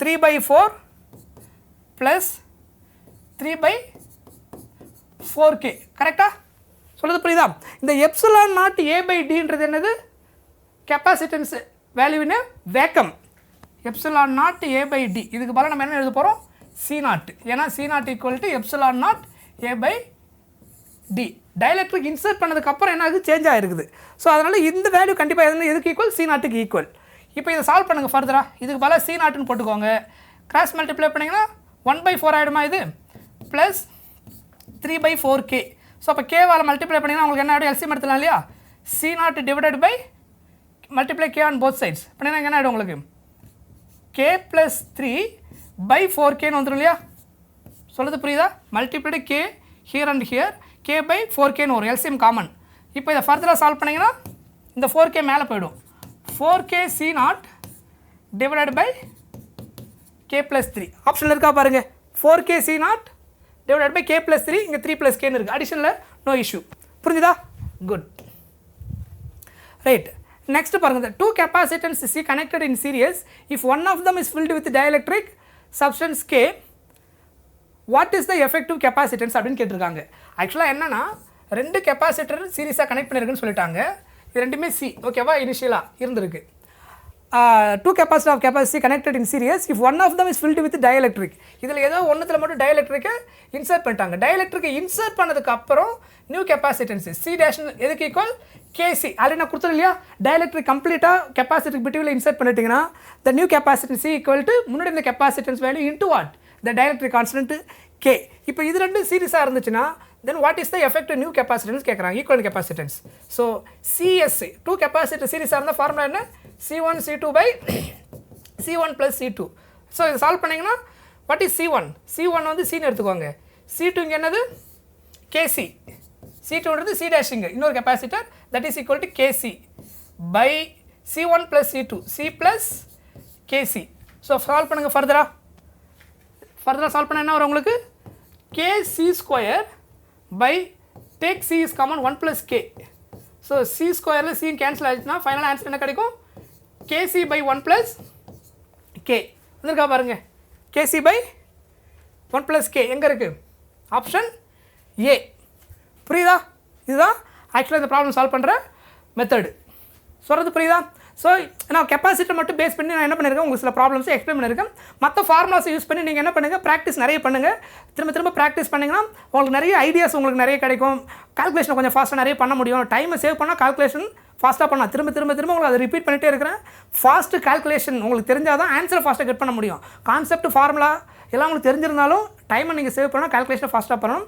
நீங்கள் நிறைய ஒர்க் அவுட் பண்ண தான் உங்களுக்கு புது ஐடியாஸ் கிடைக்கும். சொல்கிறது புரியுதா? நல்லா ரிஜிஸ்டர் பண்ணிக்கோங்க. சரியா? Okay, thank you. Bye.